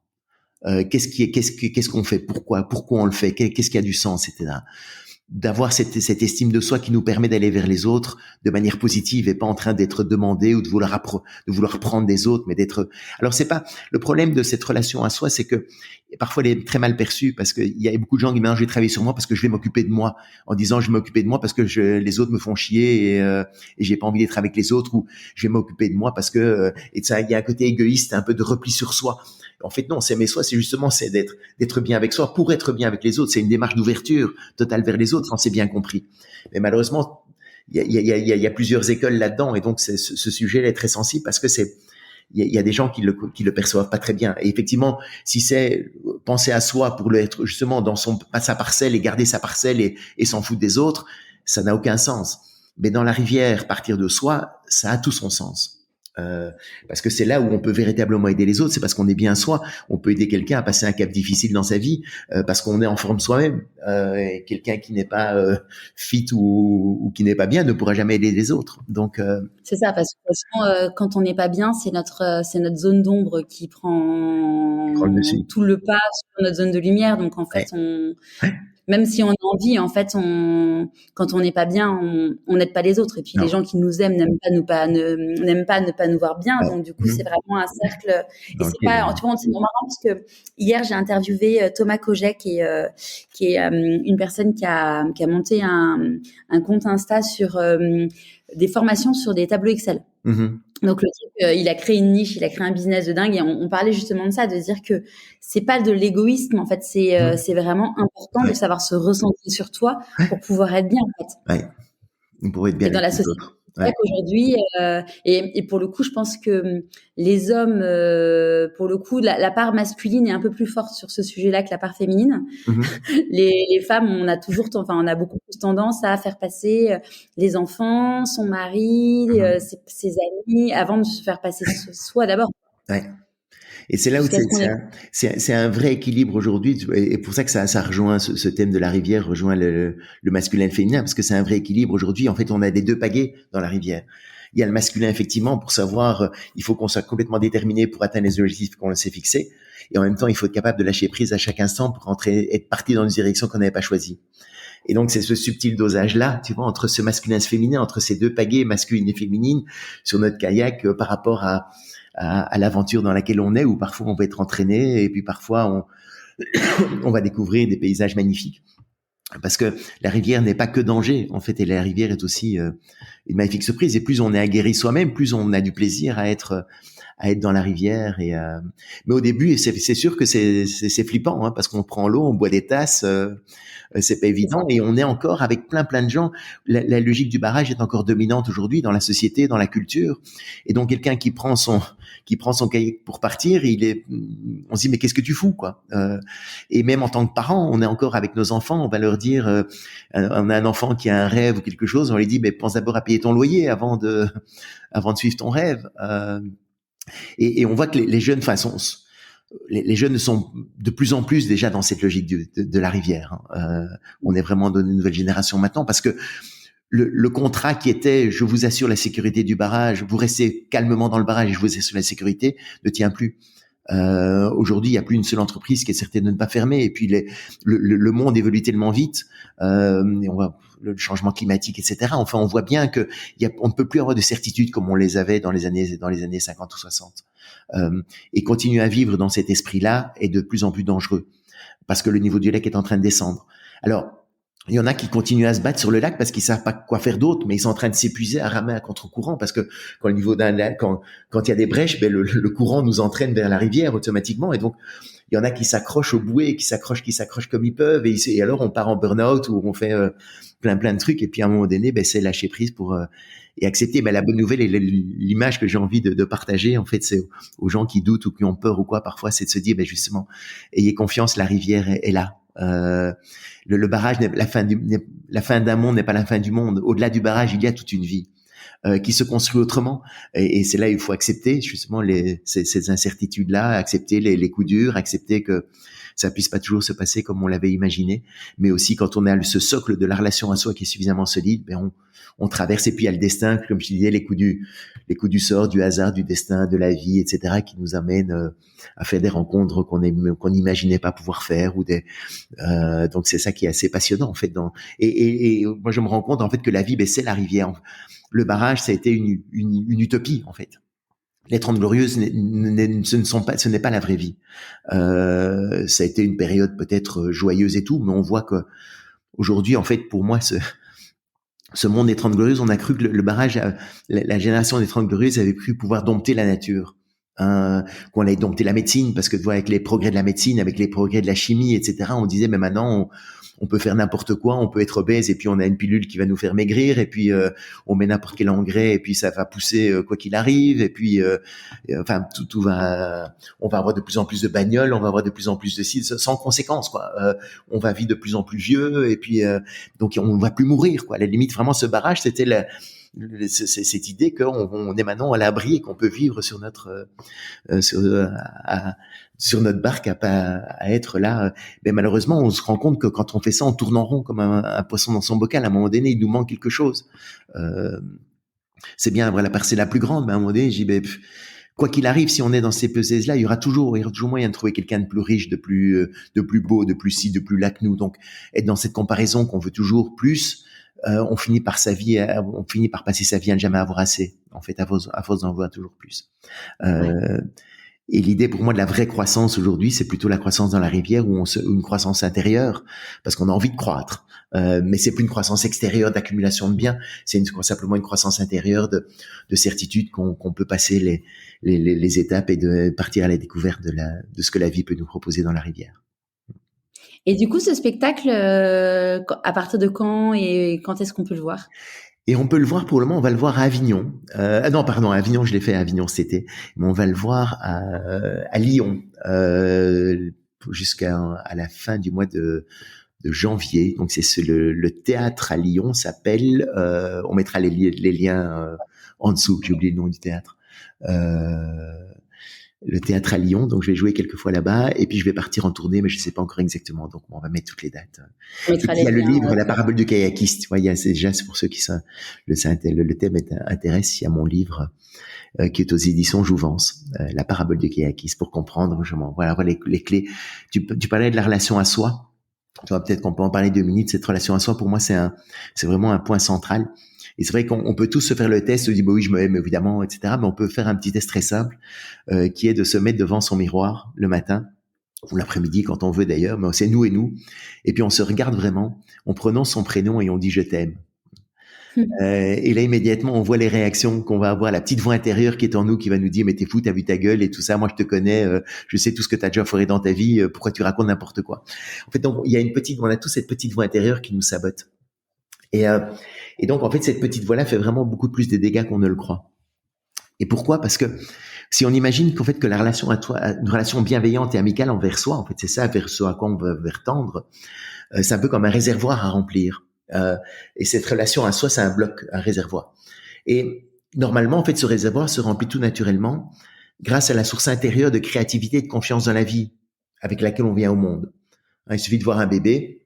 Au début, un bébé, il doute pas de lui. Il n'imagine pas qu'il va être privé de biberon s'il n'est pas sage, ou bien il va pas rester assis en disant je parviendrai jamais à marcher, c'est pas la peine que j'essaye. Tu vois, non. Il est plein de confiance dans la vie, il a aucun doute. Et malheureusement, en fait, tous les dénigrements et toutes les épreuves qu'on subit depuis qu'on est tout petit, parce qu'il y a des gens qui vont nous dire t'es pas bien, t'es paresseux, t'es ci, t'es là, etc. à l'école et tout. Tous ces dénigrements vont finir par étouffer c'est comme si notre source intérieure était en train de se boucher. Et quand la source intérieure ne coule plus, en fait, il ne reste plus qu'un seul moyen de remplir notre réservoir, c'est par l'extérieur. En se mettant à quémander par tous les moyens possibles l'amour ou l'admiration d'autrui. Et tu vois, quand je me vantais d'être PDG de ma compagnie aérienne ou quoi, en fait, j'essayais de remplir mon réservoir de l'extérieur parce que je cherchais auprès des autres la reconnaissance que j'étais incapable de me donner à moi-même. C'est exactement Et ça. c'est comme ça sur les réseaux sociaux et tout. Tu vois, maintenant, en fait, il y a des gens qui essayent de remplir le réservoir d'estime de soi de l'extérieur parce qu'ils n'ont pas cette certitude intérieure. Et le problème quand on fait ça, c'est que, toi, la petite voix intérieure est toujours là, elle reprend immédiatement le dessus. Alors, ça soulage un moment en disant, mais oui, c'est les autres mêmes, c'est que je suis un peu aimable, donc ça fait du bien, un peu, 5 minutes. Mais le problème, c'est que notre petite voix intérieure revient tout de suite. Mais moi, je te connais. Non, mais, n'oublie pas qui tu es. Et donc, en fait, cette petite voix intérieure, c'est comme si elle avait fait des trous dans le fond du réservoir. Et donc, en fait, ça n'arrête pas de Après, couler. l'intérieur, elle est à la fois, ça peut être à la fois le loup blanc et le loup noir, en fait. Il y a les deux. Elle peut être à la fois, en effet, ce truc de non, mais t'as vu, et à la fois, ça peut être justement, rappelle-toi qui tu es. Et moi, c'est vrai, après, c'est plus ma philosophie de vie de voir toujours le positif avant de voir le négatif, mais t'as aussi cette petite, parce que tu vois, la baseline du podcast, c'est l'invitation à écouter ta petite voix. Mm-hmm. Mais en effet, c'est le loup blanc, c'est te dire, non, mais regarde tout ce que t'as fait, regarde comme t'es quelqu'un d'exceptionnel, on est tous quelqu'un d'exceptionnel. Il faut se le rappeler. Ouais. Et c'est ça, ce travail-là à faire, c'est de changer, de transformer cette petite voix-là, justement, d'enlever tout ce qu'on a pu entendre d'horreur, de ce que nos parents ont pu nous dire, de ce que nos enseignants ont pu nous dire, etc., et de se construire une voix pour avoir un rapport amical et bienveillant envers soi. Et c'est là où la source intérieure, en fait, peut renaître. En fait, c'est quand on se donne à soi, en fait, cet amour-là, on n'a plus besoin d'aller le chercher chez les autres. Et c'est là où ça change complètement le rapport aux autres, justement, c'est que on n'est plus là en train d'essayer d'avoir l'admiration de l'autre. Quand quelqu'un dit il a trop d'ego, non, en fait, on ne peut pas s'aimer trop. Quelqu'un qui a trop d'ego, c'est quelqu'un qui ne s'aime pas assez et qui a besoin de remplir son réservoir de l'extérieur par l'approbation des autres et qui va la chercher par tous les moyens possibles. Une fois qu'on est bien avec soi, une fois que quand tu as ta petite voix, ton loup blanc qui est là, qui est présente, ben c'est facile justement. Enfin, tu n'as plus besoin de ce renforcement des autres. Et c'est ça tout le secret aujourd'hui, c'est d'avoir cette force intérieure, de remplacer la sécurité extérieure par la force intérieure qu'on peut avoir en soi. Mais il faut effectivement, il faut aller le chercher, il faut un peu balayer devant sa porte, il faut enlever quelques doutes, il faut faire ce truc. Mais c'est essentiel aujourd'hui. Ouais. C'est découvrir quelle est sa part d'ombre, l'accepter et être à sa place et du coup avancer quoi. Et de là, tu trouves les relations, tu vois, et l'argent que tu fais, et l'argent et le projet que tu vas avoir découlent alors de cette construction personnelle. Tu vois, quand tu vas t'as envie d'aller chez un restaurateur, un cuisinier qui est passionné par ce qu'il fait, quelqu'un qui est là parce qu'il veut juste prendre le plus d'argent possible et te servir n'importe quoi, enfin, t'es pas bien. Donc c'est ça, au fait, le métier part, ton activité, etc. Il faut que ça ait du sens, il faut que ça parte de ce que tu as envie de faire. Et donc on parle de la question du sens dans les métiers, tout ça, ça devient essentiel aujourd'hui, parce que justement, dans le cadre de cette pyramide à l'endroit, ben c'est la base, c'est notre socle. Et de nouveau, c'est pas pour ça que l'argent n'est pas important, mais c'est comme ça justement la meilleure manière aujourd'hui d'en gagner ou d'avoir la certitude d'en gagner, c'est de prendre le risque de partir de soi. Parce que sur le lac, si on ne pense qu'à l'argent et à sa parcelle, le lac est en train de baisser. Alors ça peut on peut peut-être, je sais pas combien de temps ça va durer, ça peut encore durer 10 ans, 15 ans, ça dépend de chacun, des situations de chacun, mais on voit que le monde évolue plus vite qu'on ne croit. Donc je resterai prudent dans cette idée de me dire que ma retraite est garantie et que il y a rien qui va se passer. Je pense que c'est dangereux de continuer à raisonner de cette manière-là. Tu vois, d'ailleurs, suite à mon burn-out, je me suis dit, bon, je sais pas ce que je veux faire de ma vie, et tout le monde m'a dit, fais un bilan de compétences, mais en fait, c'était, les bilans de compétences traditionnels, c'est vraiment un truc on t'était dans une case, on te remet dans une case. Et du coup, moi, j'ai créé justement une méthode qui permet aux personnes de partir de leur why, en fait, de trouver leur why, et ensuite voir quelle est leur zone de génie, et ensuite voir quel est le métier, et après quel est l'environnement. Parce qu'en fait, clairement, le sens, si tu sais pas quelle est ta raison d'être, tu sais pas ce qui apporte du sens dans ta vie, Et en même temps, tu peux pas savoir qu'est-ce qui apporte du sens dans ta vie si tu ne te connais pas. Mhm. Et donc, du coup, c'est vraiment d'aider les gens à comprendre qui ils sont, apprendre à s'aimer, et puis après, savoir qu'est-ce qui apporte du sens dans leur vie pour trouver après le travail. Parce qu'aujourd'hui, moi, je vois un nombre de personnes qui me disent, non, mais moi, j'ai déjà fait un bilan de compétences traditionnel, machin, mais je dis, oui, mais c'est normal, vous avez exploré que la partie pro, mais si vous savez pas qui vous êtes et si vous savez pas ce qui apporte du sens dans votre vie, vous allez continuer dans cette roue de hamster et vous allez encore vous faire éjecter et ça va encore faire mal. Et vraiment, et là, par rapport justement à ce que tu disais sur le sens, c'est que clairement, les scientifiques ont montré que plus il y a des crises existentielles dans la société, plus cette quête de sens est forte. Et clairement, on le voit aujourd'hui. Les gens sont vraiment se replient sur eux en se disant, mais ok, pourquoi j'existe, quoi. Et tu vois, pour pouvoir, c'est pas tellement dans ce qu'on fait, c'est comme tu dis, le pourquoi tu le fais, etc. C'est ça que ça change tout dans la manière et dans la réussite qu'on peut avoir, justement. Il y avait pour revenir à John Gray, il y avait quand j'ai été le voir, en fait, il y avait un Allemand, un Danois et moi, en étranger. Il y avait une vingtaine d'Américains qui ont commencé leur truc, et puis il y avait l'Allemand et le Danois et moi. Et l'Allemand a eu la stratégie qu'il a prise. Lui, en fait, ce qu'il a vu, c'est les $. Il s'est dit, le bouquin est un succès incroyable. Ça va être facile. On organise, je mets la cassette de John Gray, je forme n'importe qui, je forme 20 personnes, enfin, je forme. Je dis à 20 personnes, je mets 20 facilitateurs dans des salles, je fais une pub d'enfer, tout le monde va venir écouter John Gray et moi je vais gagner beaucoup d'argent avec mon truc. Il n'en avait rien à foutre du fond, en fait. Moi, j'ai dit, moi, c'est pas moi. Moi, j'ai pas envie d'être là à présenter un Américain qui est sur une cassette vidéo. Enfin, ça n'a aucun sens. Moi, c'est quelque chose que j'ai envie de partager. Je m'inspire de lui et j'en suis très reconnaissant. Mais moi, j'ai des choses à dire par rapport à ça moi-même. Et donc j'ai commencé petit dans un hôtel avec ça. J'ai fait un séminaire. Parfois je faisais 600 kilomètres. Il y avait 3 personnes dans la salle. Et puis, j'ai vécu toutes ces galères là et tout. Mais c'était pas grave. Enfin, c'était pas une question de savoir que si j'allais gagner de l'argent ou pas. C'était l'envie de partager ça. Et puis le hasard, le destin fait que le bouquin est publié plus tard en France. Et puis il y a eu aussi un autre événement qui était assez dingue.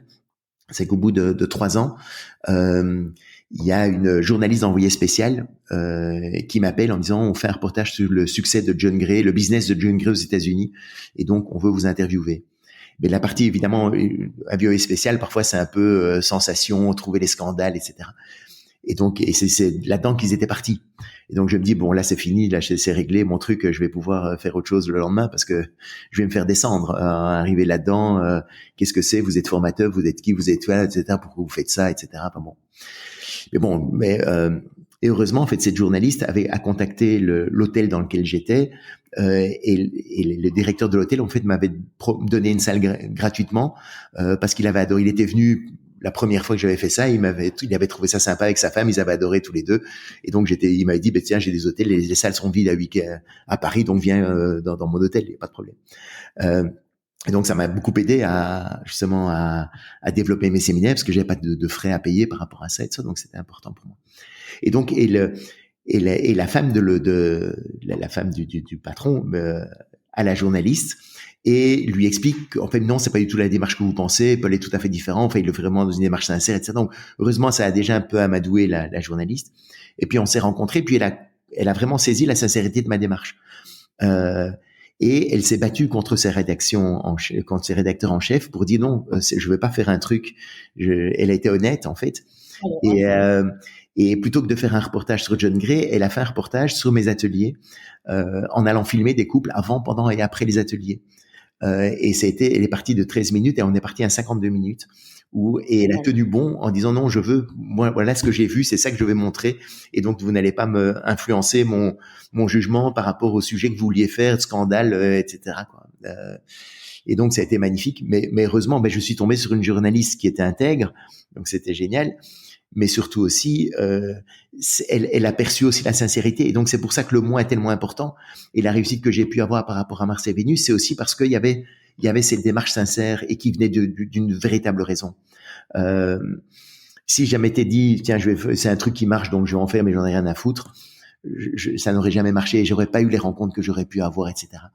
Et donc l'idée, Voilà. c'est Ça aurait peut-être été un feu de paille, mais ça aurait pas duré sur voilà, la ça durée. n'aurait pas duré. Enfin, et puis c'était pas ce que je voulais faire, etc. Mais donc c'est là où ce que je veux juste dire par rapport à ça, c'est que pour aider les gens à prendre conscience que parfois ça vaut le coup de prendre le risque d'aller vers ce qui nous appelle, je vais dire.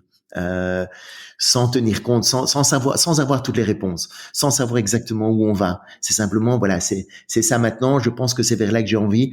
J'ai peut-être pas, je sais pas pourquoi, je sais pas comment et tout, mais j'y vais. Et puis on voit.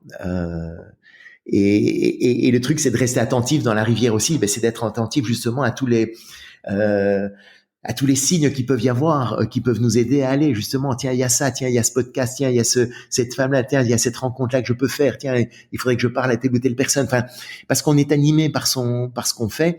Mais c'est ça qui nous donne l'énergie d'aller et de le proposer, d'avancer et de trouver notre voie.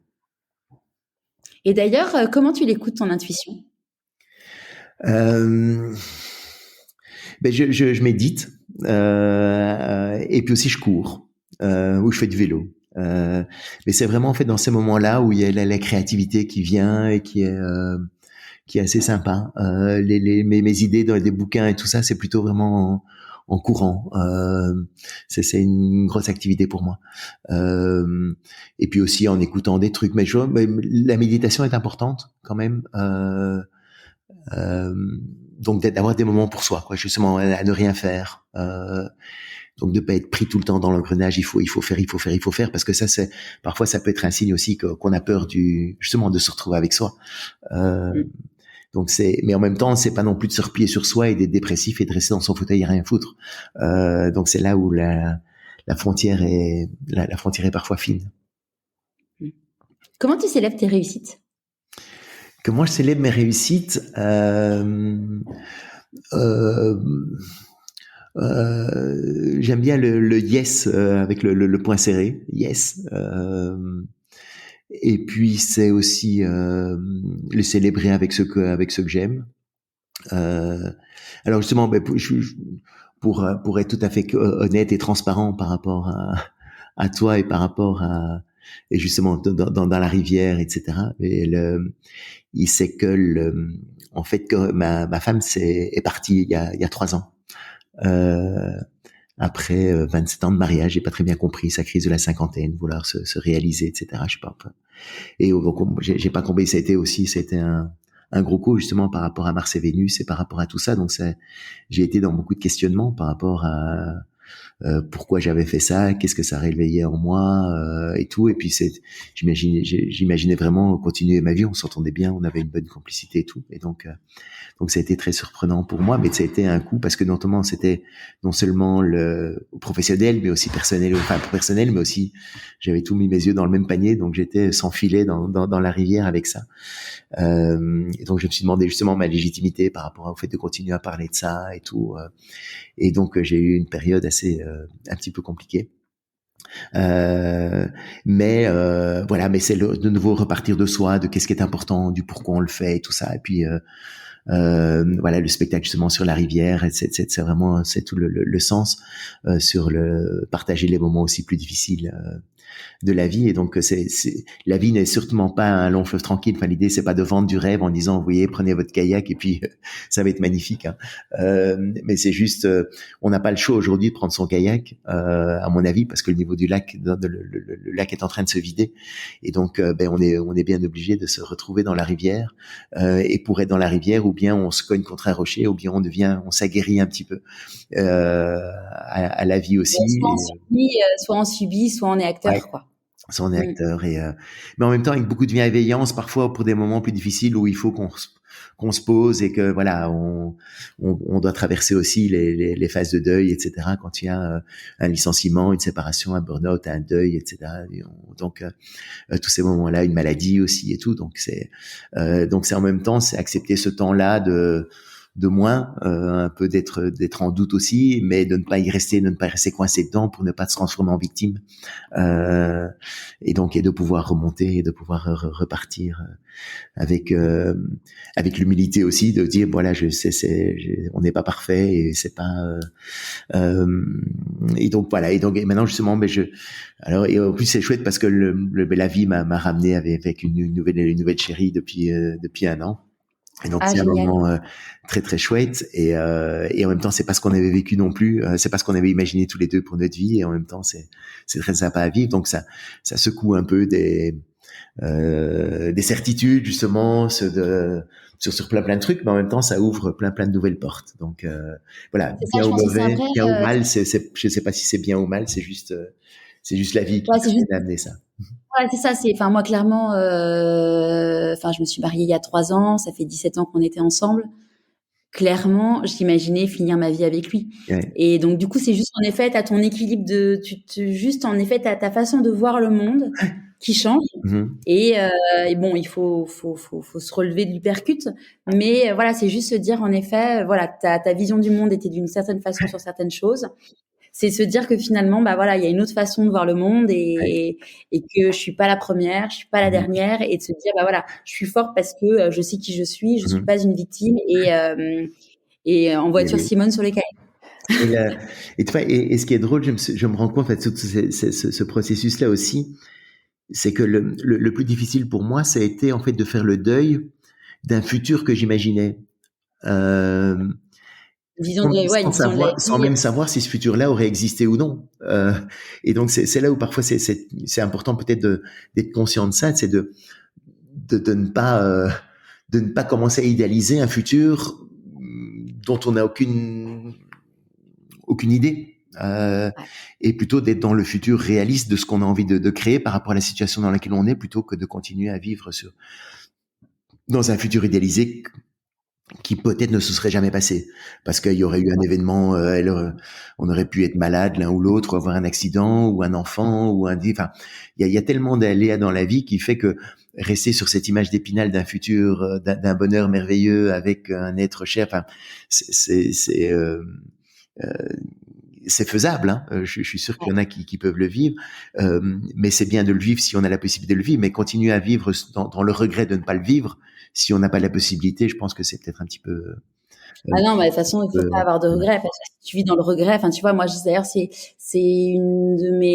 un truc qui me tient, c'est quand je vois un certain nombre d'amis qui se sont fait ronger par la colère, par la tristesse, et tu te dis, mais non, mais en fait, alors elles ont peut-être pas le choix, tu vois, mais tu te dis, mais en fait, t'as le choix de te dire, t'es rongé par la colère, par la tristesse et quoi, ou tu te dis, bah la vie elle continue, et ça, je pense se connaître, ça aide clairement à ça. Et ce choix-là, et c'est pour ça que de nouveau repartir de son socle et de remettre la pyramide à l'endroit est essentiel, parce que si tu restes avec le soi qui dit, moi je m'aimerais quand j'aurai une famille idéale, je m'aimerais quand j'aurai mon boulot idéal, je m'aimerais quand il y aura ça et ça qui va, t'auras jamais tous les éléments en compte. Et puis de toute façon, la petite voix intérieure qui nous sabote, de toute façon, elle est enregistrée depuis l'enfance. C'est pas les résultats qu'on va voir aujourd'hui qui vont la faire changer d'avis, parce qu'elle n'a pas d'avis. C'est juste un petit disque qui tourne en ritournelle, qui est enregistré quand on avait quelques années. Donc, vouloir imaginer qu'elle peut changer un jour parce que on a d'autres résultats, parce qu'on a des bons résultats entre guillemets, c'est tout à fait utopique. Et c'est là où ça devient frustrant. En fait, cette petite voix, on peut la changer même quand rien ne va bien dans notre vie, parce que c'est juste un travail justement à devenir bienveillant envers soi et à la changer en cette petite voix de loup blanc, c'est une vraie de bienveillance. Ouais. À quel moment dans ta vie tu t'es dit pourquoi pas moi? En fait, ça vient de très loin, parce que ma mère voulait absolument un garçon. C'est pour ça aussi Mars et Vénus, ça rejoint tout ça justement là-dedans. Elle avait eu 3 filles avant, et mon père, ça allait déjà pas très bien avec ma mère, je pense. Et je sais qu'un jour, elle m'a dit en fait que je suis le résultat de la dernière fois où ils ont fait l'amour en fait ensemble. Et elle s'est dit en fait un jour, elle a pris, elle voyait bien qu'il était plus tellement là. Et elle a dit bon, c'est le bon moment et tout. Je fais encore un petit essai pour avoir mon gosse. Donc c'est pas pour retrouver mon mari ou quoi, c'est juste pour une dernière tentative pour avoir mon garçon. Et donc en fait, j'ai toujours l'impression d'avoir été d'être né par un trou de souris quoi. Normalement je devrais pas être là un peu dans l'idée. Donc pourquoi pas moi? C'est juste je suis arrivé là, voilà, je suis là, c'est peut-être qu'il y a une raison parce que les chances étaient quand même assez faibles que j'y sois et donc voilà, donc j'ai en fait cette confiance là et c'était sûrement renforcé par ma mère qui était tellement contente d'avoir un garçon. Alors c'était parfois intéressant, je me sentais aimé, mais en même temps je me sentais aimé comme garçon mais pas comme moi. Elle était contente d'avoir un fils pour remplir son réservoir de l'extérieur. Elle n'était pas spécialement heureuse d'avoir moi comme enfant. Ouais, c'est comme ça parfois que je me suis un peu questionné par rapport à ça. Mais donc toi, et c'est là aussi où c'est un truc qui a été intéressant pour moi par rapport toi à cette vision-là, c'est que je m'étais toujours dit, en fait, moi, j'ai cette confiance-là que quand il y a un obstacle, je vais le franchir d'une manière ou d'une autre. Hein, quand il y a un mur devant moi, je vais trouver le petit trou de souris ou je vais trouver les petits trucs qui me permettent de passer au-dessus ou bien, enfin, j'en sais rien, je sais pas comment, pourquoi, mais la vie m'a fait suffisamment maintenant, m'a donné des preuves que j'étais capable de traverser ces trucs-là. Et donc, j'étais avec cette image assez positive que j'étais capable de traverser les murs. Et je me suis rendu compte maintenant avec le dernier mur que je me suis pris dans la gueule, avec la séparation, qu'en fait, je n'avais peut-être que pour que cette identité de moi qui passe les murs, j'ai besoin d'avoir des murs. Et donc, je me construisais aussi mes propres murs pour pouvoir les passer. Et je me suis, dans l'évolution personnelle que j'ai maintenant, je me dis, bon, en fait, j'ai pas à construire des murs. La vie peut très bien, je n'ai pas à construire un mur pour me dire que je suis capable de le traverser. Non, la vie peut aussi être simplement un très très beau paysage derrière le mur sans mur quoi. C'est juste un beau paysage avec des arbres, avec des fleurs, avec une magnifique nature, avec un ruisseau qui coule, avec une rivière qui coule gentiment et qui va vers l'océan, mais sans côté abrupt et tout ça. Et le fait de ne plus avoir à me créer de mur, peut-être, j'en sais rien, hein, on va voir, mais je suis à la découverte de ça, justement, de cette possibilité-là de me dire, en fait, j'ai pas à me construire ces murs-là. C'est quoi pour toi la réussite?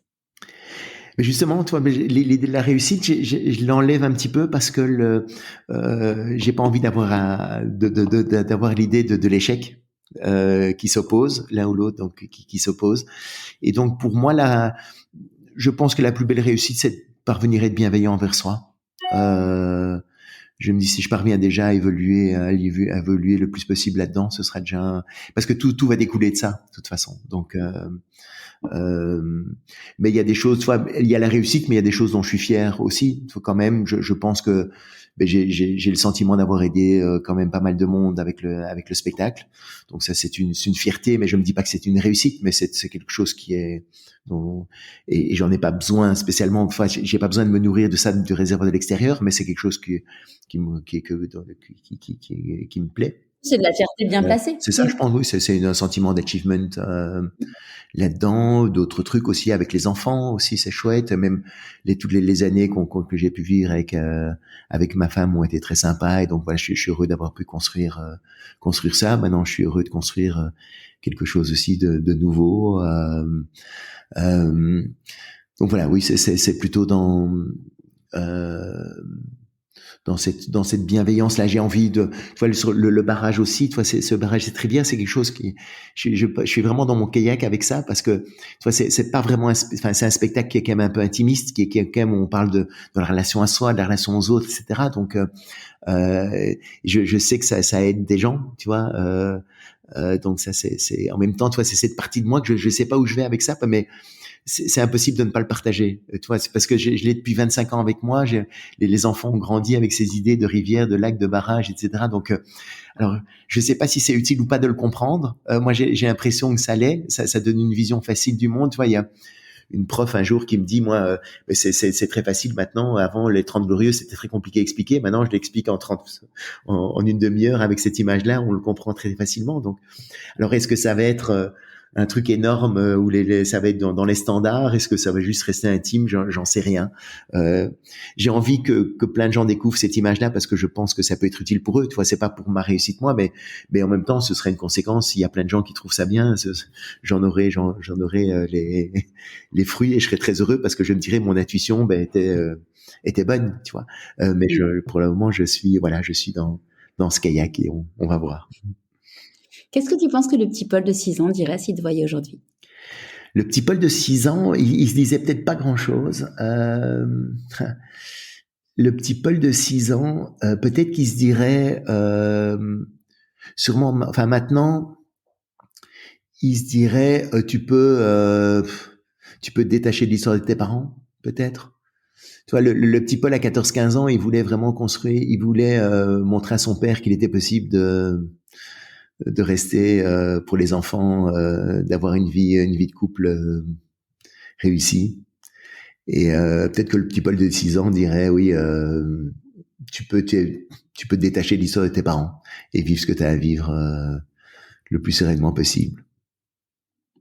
On dit que quand dans la vie on fait des choix, on a des renoncements. Ça a été quoi du coup toi pour ces renoncements? Mais c'est vraiment un très gros truc, c'est de je me questionne vraiment sur la part du choix. Quels sont vraiment nos choix? Est-ce qu'à un moment donné, j'ai eu le choix ou pas? Tu vois, est-ce que choisir Unilever, c'était un choix ou pas? Je suis pas sûr. Les choix que j'ai faits étaient évidents quand je les ai faits. Parfois, ça s'est pas bien passé. Et j'aime bien, mais c'est Franck aussi, l'Obvet, qui a cette image-là que j'aime beaucoup, qui est de dire qu'en fait, on est un peu comme une mouche dans un train. Et en fait, le train, ta vie, tu vas de Paris à Marseille, t'es dans le train de Paris à Marseille. Donc voilà, tu vas finir à Marseille quoi qu'il arrive. Mais malgré tout, dans le train, la mouche, elle peut voler, elle peut aller à gauche, à droite, elle peut monter. Elle a toute la liberté qu'elle veut, d'action qu'elle veut, et malgré tout, elle est dans le train. Et pour moi, c'est ça la rivière un petit peu aussi, c'est dire voilà, j'ai ma rivière. Le courant m'entraîne quelque part. À un moment donné, il est trop fort pour moi. Quel est mon choix? Est-ce que j'ai vraiment le choix de résister? Est-ce que j'ai vraiment le choix d'y aller? Est-ce que, à d'autres moments, j'aurais pu être construit différemment et prendre d'autres choix sûrement? Tu vois, mais je suis ce que je suis et donc, voilà, c'est le grand questionnement que j'ai maintenant. C'est quelle est la part véritablement jusqu'où on est vraiment libre de choisir ou pas? Ou jusqu'où nos choix sont vraiment libres, ou jusqu'où ils ne seront pas prédéterminés par rapport à notre histoire ou à notre vie. Je sais pas trop. C'est quoi la plus grande difficulté que tu as eu à gérer dans ta vie et comment tu l'as surmontée? Mais je pense que est-ce que c'est une oui la séparation, le fait que oui, ma séparation c'est sûrement le point le plus difficile. C'est venu de nulle part. Je m'y attendais pas. C'est pas du tout comme ça. C'était contraire. J'ai jamais imaginé une seule seconde. En fait, moi, j'étais parti vraiment. Donc, j'ai pas vu les signes avant-coureurs non plus. Enfin, je la voyais plus distante, mais je me disais, c'est lié à elle, à ses choix à elle, à ses problèmes. Donc, j'étais plutôt dans l'idée de la soutenir, toi, dans ses questionnements personnels dans lesquels elle était, et de ça, ce que je pouvais tout à fait comprendre. Et donc, j'ai pas compris pourquoi elle s'était fait une autre image de moi que ce que j'imagine que je suis. Mais bon, voilà, c'est son chemin à elle aussi là-dedans. Mais donc ça, c'est une difficulté en fait de pas être compris comme on aurait bien aimé l'être. Cette difficulté-là a été alors comment est-ce que je la surmonte? Voilà, je la surmonte maintenant. Je pourrais pas dire que je pense que c'est comme quand on perd un enfant ou des choses comme ça, ou quand on perd un membre ou une jambe ou quoi. Je pense à Philippe Froison, tu vois, qui est un copain, Philippe Froison, qui a perdu ses bras et ses jambes, et qui est un type qui est extraordinaire, qui a une pêche, qui a un dynamisme incroyable. Et il dit, tous les jours, je regrette de pas avoir mes jambes, et en même temps, j'aurais qu'une envie de retrouver ma vie d'avant. Je suis bien plus heureux dans ma vie aujourd'hui. Et donc, en fait, c'est vivre avec cette dualité-là. Tu vois, c'est en même temps, c'est je serais toujours triste de pas avoir continuer ma vie de couple. Et c'est pas pour ça que ça m'empêche non plus de vivre totalement joyeusement la vie future. Tu vois, c'est pas l'un ou l'autre. En fait, c'est accepter les deux. C'est accepter que la vie n'est pas exactement comme on l'avait imaginé, et en même temps de pouvoir la vivre le plus pleinement possible. Ouais. Peut-être ça, cette difficulté-là à surmonter, mais on la surmontera jamais. Enfin, tu vois, c'est d'apprendre à vivre. Enfin, c'est de vivre joyeusement avec ça. Ouais, tu vois, j'en parlais avec ma psy il y a pas longtemps, qui me disait, elle me disait, bon, elle me faisait une séance de MDR et j'avais encore un peu d'oppression dans la poitrine. Et elle me dit en même temps, peut-être que vous savez, il faut que vous continuez. Enfin, c'est normal qu'elle soit pas complètement partie parce que ça fait partie de votre histoire et que, bah voilà, vous aurez toujours une blessure et que cette blessure, elle vous permettra aussi de vous rappeler à certains moments dans votre vie elle vous aidera en fait. Ouais. Mais il faut qu'elle soit cicatrisée. Toi, même une blessure cicatrisée, il y a une cicatrice, il y a une marque. Alors, elle peut être belle, elle peut être jolie, elle peut être tout ça, mais on peut dire qu'à un moment donné il y a plus de marque. Enfin, c'est pas l'état d'esprit dans lequel je suis. Où toi, il y a parfois des gens justement où c'est trop douloureux de le vivre et donc ils enlèvent, ils veulent ne plus y penser, ne plus en parler, etc. D'autant plus quand t'as les enfants, t'as un lien à vie. Un lien à vie, c'est ça. Tu es obligé de continuer cette relation-là. Ça fait partie de notre histoire. Ça fait partie de l'histoire. Tu peux pas t'enlever, toi, 27 ans, moi, 17 ans, tu peux pas. Enfin, c'est pas possible. Non. Et je pense que ce serait pas sain d'enlever, enfin, de s'enlever cette partie-là, quoi. Et puis il y a pas de raison de l'enlever. Non. Et aussi peut-être de ne pas transformer le passé en disant, en voyant tel qu'il était, et aussi se souvenir des bons moments aussi. Je trouve que c'est toujours bien, mais pas dans la nostalgie, mais de se dire que c'était aussi. Oui, pas se dire oui. Ouais, et dans espèce de salaud, et puis dans la colère constante, ça c'est pas. J'aime bien l'idée du pardon. En fait, ou de cette colère. En fait, c'est comme si on tenait du charbon dans la main, en disant je suis en colère, etc. Et en disant je veux pas lâcher. Et en fait, on se rend pas compte, on continue à se brûler en fait parce qu'on ne lâche pas le charbon. Et juste le pardon, c'est en fait lâcher le charbon pour cicatriser et de continuer à rester dans cette. Donc c'est d'abord un cadeau qu'on se fait à soi, c'est pas un cadeau qu'on fait à l'autre. Tu vois, c'est. Ah mais clairement, tu vois, j'ai pas fini de le lire. J'ai commencé à lire un livre qui s'appelle Le Pardon de Jean Montbourquette, qui est un petit hasard de la vie. En gros, c'est un ostéo kinésiologue qui m'a recommandé ce livre en me disant. Vous avez un problème vous avez une problématique sur le pardon. Je dis oui, je confirme. Et il m'a recommandé ce livre et clairement ils disent pardonner, ça veut pas dire oublier. Non. Et avant tout, en effet, c'est pardonner, c'est de se dire ça a existé, mais j'ai envie d'avancer. Et il disait que le pardon commence à partir du moment où tu n'as plus envie de te venger. De la personne qui t'a offensé. Et c'est hyper parce qu'en fait tu dis c'est hyper salvateur avant, enfin même ce qu'on dit tout à l'heure, penser déjà penser à l'autre, juste penser à sa gueule en étant de dire voilà, si je pardonne, je vais aller mieux. Donc ouais. Et ça peut être je te pardonne, c'est pas pour ça que j'ai envie de te revoir ou que j'ai envie de continuer à etc. C'est pas ça. Je pardonne en disant voilà, j'ai juste envie de ne plus être dans la colère, de ressentiment, etc. par rapport à ce qui s'est passé. Exactement. C'est un cadeau, c'est clairement, tu vois. Tu peux moi je pense à une personne en particulier qui est pas mon ex-mari, je pense à une autre personne. Cette personne, j'ai presque pardonné, on n'y est pas encore, mais je suis sur le chemin. Clairement, cette personne, je ne veux plus jamais la voir de ma vie, je ne veux plus jamais en entendre parler. C'est quelqu'un qui n'est pas quelqu'un que je considère bien, mais j'ai envie d'avancer, donc je suis plus dans la rancœur vis-à-vis de cette personne. Voilà, ça veut pas pour autant dire que cette personne, je veux qu'elle réintègre ma vie, au contraire. Parce que, justement, tout ça, ça te permet aussi de prendre conscience de qui tu veux avoir dans ta vie et qui tu ne veux plus avoir dans ta vie et te dire, voilà, cette personne, je l'ai jamais sentie. Pourquoi je l'ai gardée dans mon entourage? Pourquoi elle est arrivée aussi? Pourquoi elle est arrivée? Et se dire, voilà, tu vois, j'en parlais hier avec une amie, je dis, mais en fait, justement, cette petite voix qui te dit, il y a des gens, t'as l'intuition que c'est pas des personnes bien. En fait, suis ton intuition, en fait. S'il y a des gens, tu penses que c'est des gens pas bien, mais en fait, ne perds pas ton énergie avec des gens qui ne sont pas des gens bien, en fait. Et pour revenir par rapport au pardon aussi, c'est là où c'est la difficulté par rapport aux parents, à nos parents aussi, d'être pardonné à nos parents. C'est qu'on se dit, ils nous ont blessés, ils nous ont fait ça et ça et ça, et en plus c'est moi qui dois faire la démarche de leur pardonner. Donc ça nous met encore plus en colère en disant, oui, ils font rien, ils s'en foutent et ils font rien. Et l'idée de mots, on pardonne pas pour eux, c'est pas pour qu'eux se sentent bien. C'est comme si notre colère en fait punissait l'autre. On imagine que le fait qu'on leur en veuille, ça change la vie de l'autre. Mais non, l'autre, on le voit même plus, on lui parle plus, ou on le voit tous les 6 mois. L'autre s'en fout qu'on lui en veuille ou pas. Globalement, ça change pas sa vie.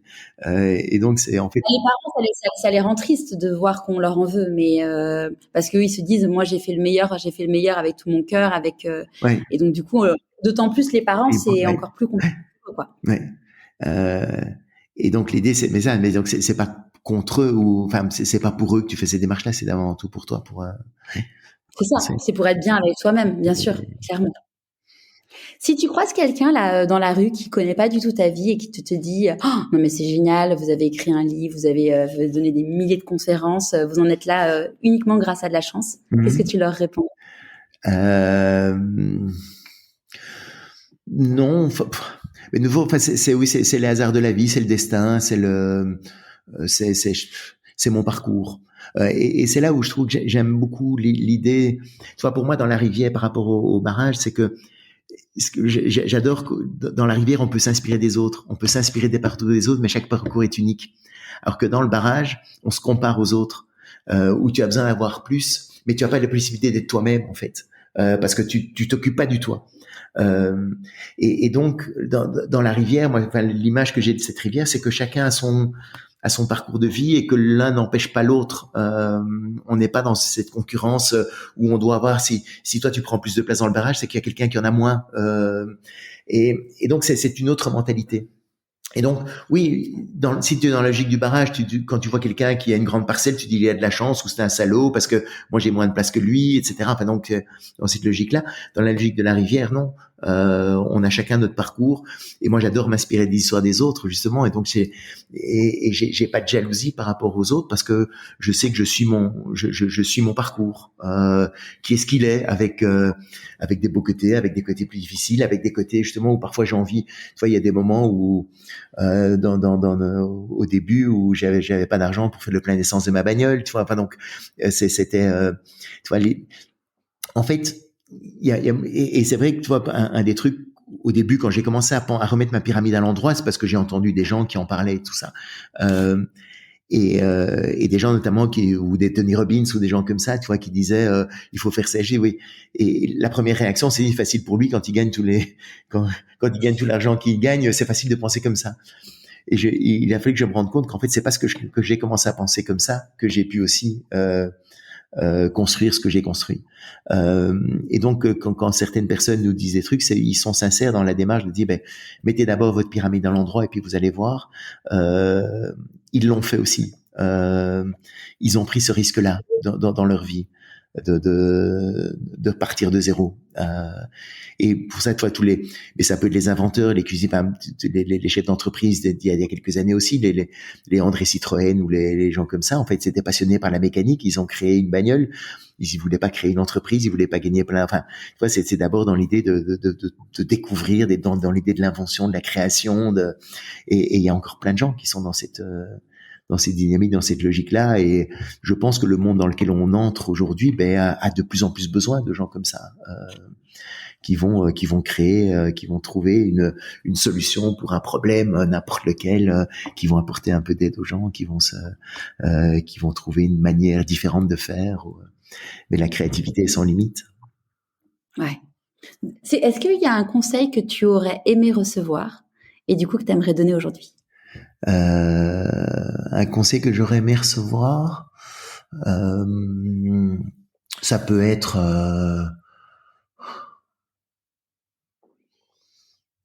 un conseil que j'ai reçu, donc peut-être un conseil que j'ai reçu qui a été très utile, ça a été You Can Do It. C'était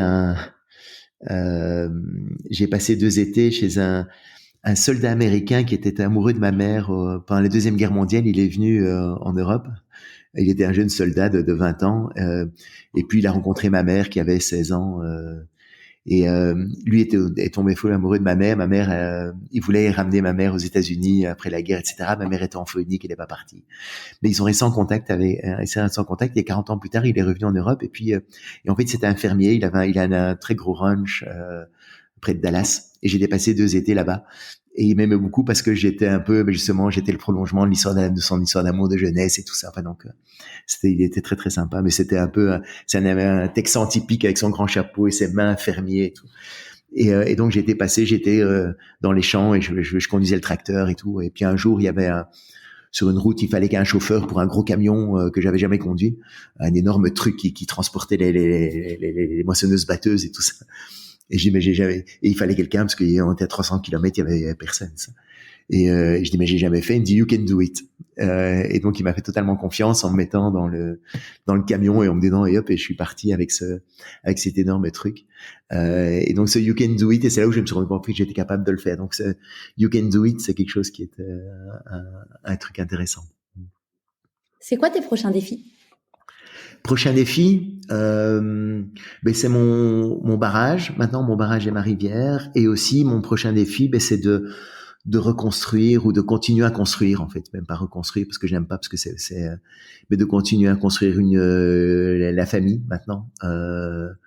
Avec justement les interactions qu'on a avec les enfants d'Elisabeth, les miens, et comment est-ce qu'on fait, ils sont tous grands, mais en même temps, enfin, voilà, c'est passer ce cap-là, c'est de transférer, de transformer les lieux d'habitation, les trucs, etc., les projets qu'on va voir ensemble, enfin, de repartir sur d'autres bases.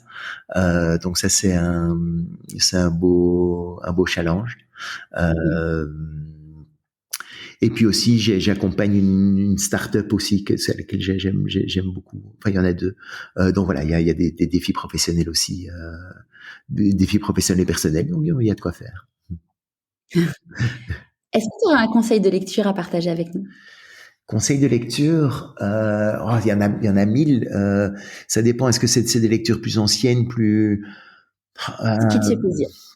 Tout est possible. Tout est possible. Une lecture qui m'a beaucoup aidé, c'était Transformer votre vie de Louise Hay. Ça, j'ai trouvé ça, j'aime beaucoup. Sinon, une autre, mais ça, plus pour mon côté parent, c'était les livres d'Alice Miller. Il y en a un qui s'appelle C'est pour ton bien. Il y en a un qui s'appelle L'enfant sous terreur. Et le drame de l'enfant doué. Ça, c'est les 3. Et ça, c'est des livres. Bon, enfin, moi, Alice Miller, elle a vraiment un impact énorme pour moi dans ma vie. Comprendre vraiment justement cette pédagogie noire, l'importance de cette petite voix, l'importance de comment notre passé nous conditionne ou nous pousse à reproduire des choses plus ou moins conscientes. C'était fabuleux, justement sur la bienveillance avec les enfants. C'est quelque chose de capital pour moi. J'ai été très très sensible à ces lectures. Super. Alors du coup, si on veut venir voir tes spectacles, je mettrai le lien du coup vers ton site, comme ça il y aura toute l'actu, le lien vers ton livre également. Ouais, Parabole des kayakistes. Ouais. À qui as-tu envie de dire merci et pourquoi avant qu'on se quitte? À toi déjà pour cette heure et demie ou je sais pas combien, c'était long pour finir. Qu'on a passé ensemble, à ton sourire, justement à ta résilience et à ce que tu fais pour faire passer des messages. Et puis aussi Elisabeth maintenant, c'est qui est une magnifique magnifique surprise, hasard, destin, rencontre. Qui se passe, et puis à mes enfants, et puis à mes parents, et à mes sœurs aussi, à mes beaux-frères, à tous les gens qui me sont proches, à la vie en fait, à la vie qui m'a permis de vivre des moments incroyables et parfois plus difficiles aussi, et en même temps voilà, c'est ça, mais c'est tout cette construction personnelle, cette richesse là de passer tous ces caps. Un grand, grand, grand merci, Paul, pour ton histoire, pour ton authenticité et puis pour tous ces messages pleins d'espoir que tu partages avec nous aujourd'hui. À mettre en pratique maintenant. Et ben voilà, il n'y a plus qu'à. Si ça peut inspirer une personne, voilà, c'est. J'en suis sûre et je suis sûre que ce sera même pas qu'une, ce sera des milliers. Merci beaucoup. À très vite, Charlotte. J'espère que ce nouvel épisode vous aura plu. Je vous donne rendez-vous demain dans la newsletter de Pourquoi pas moi. Et en attendant, si le podcast vous plaît, soutenez-le en mettant 5 étoiles et un commentaire sur Apple Podcast et en vous abonnant sur votre plateforme d'écoute préférée. À la semaine prochaine!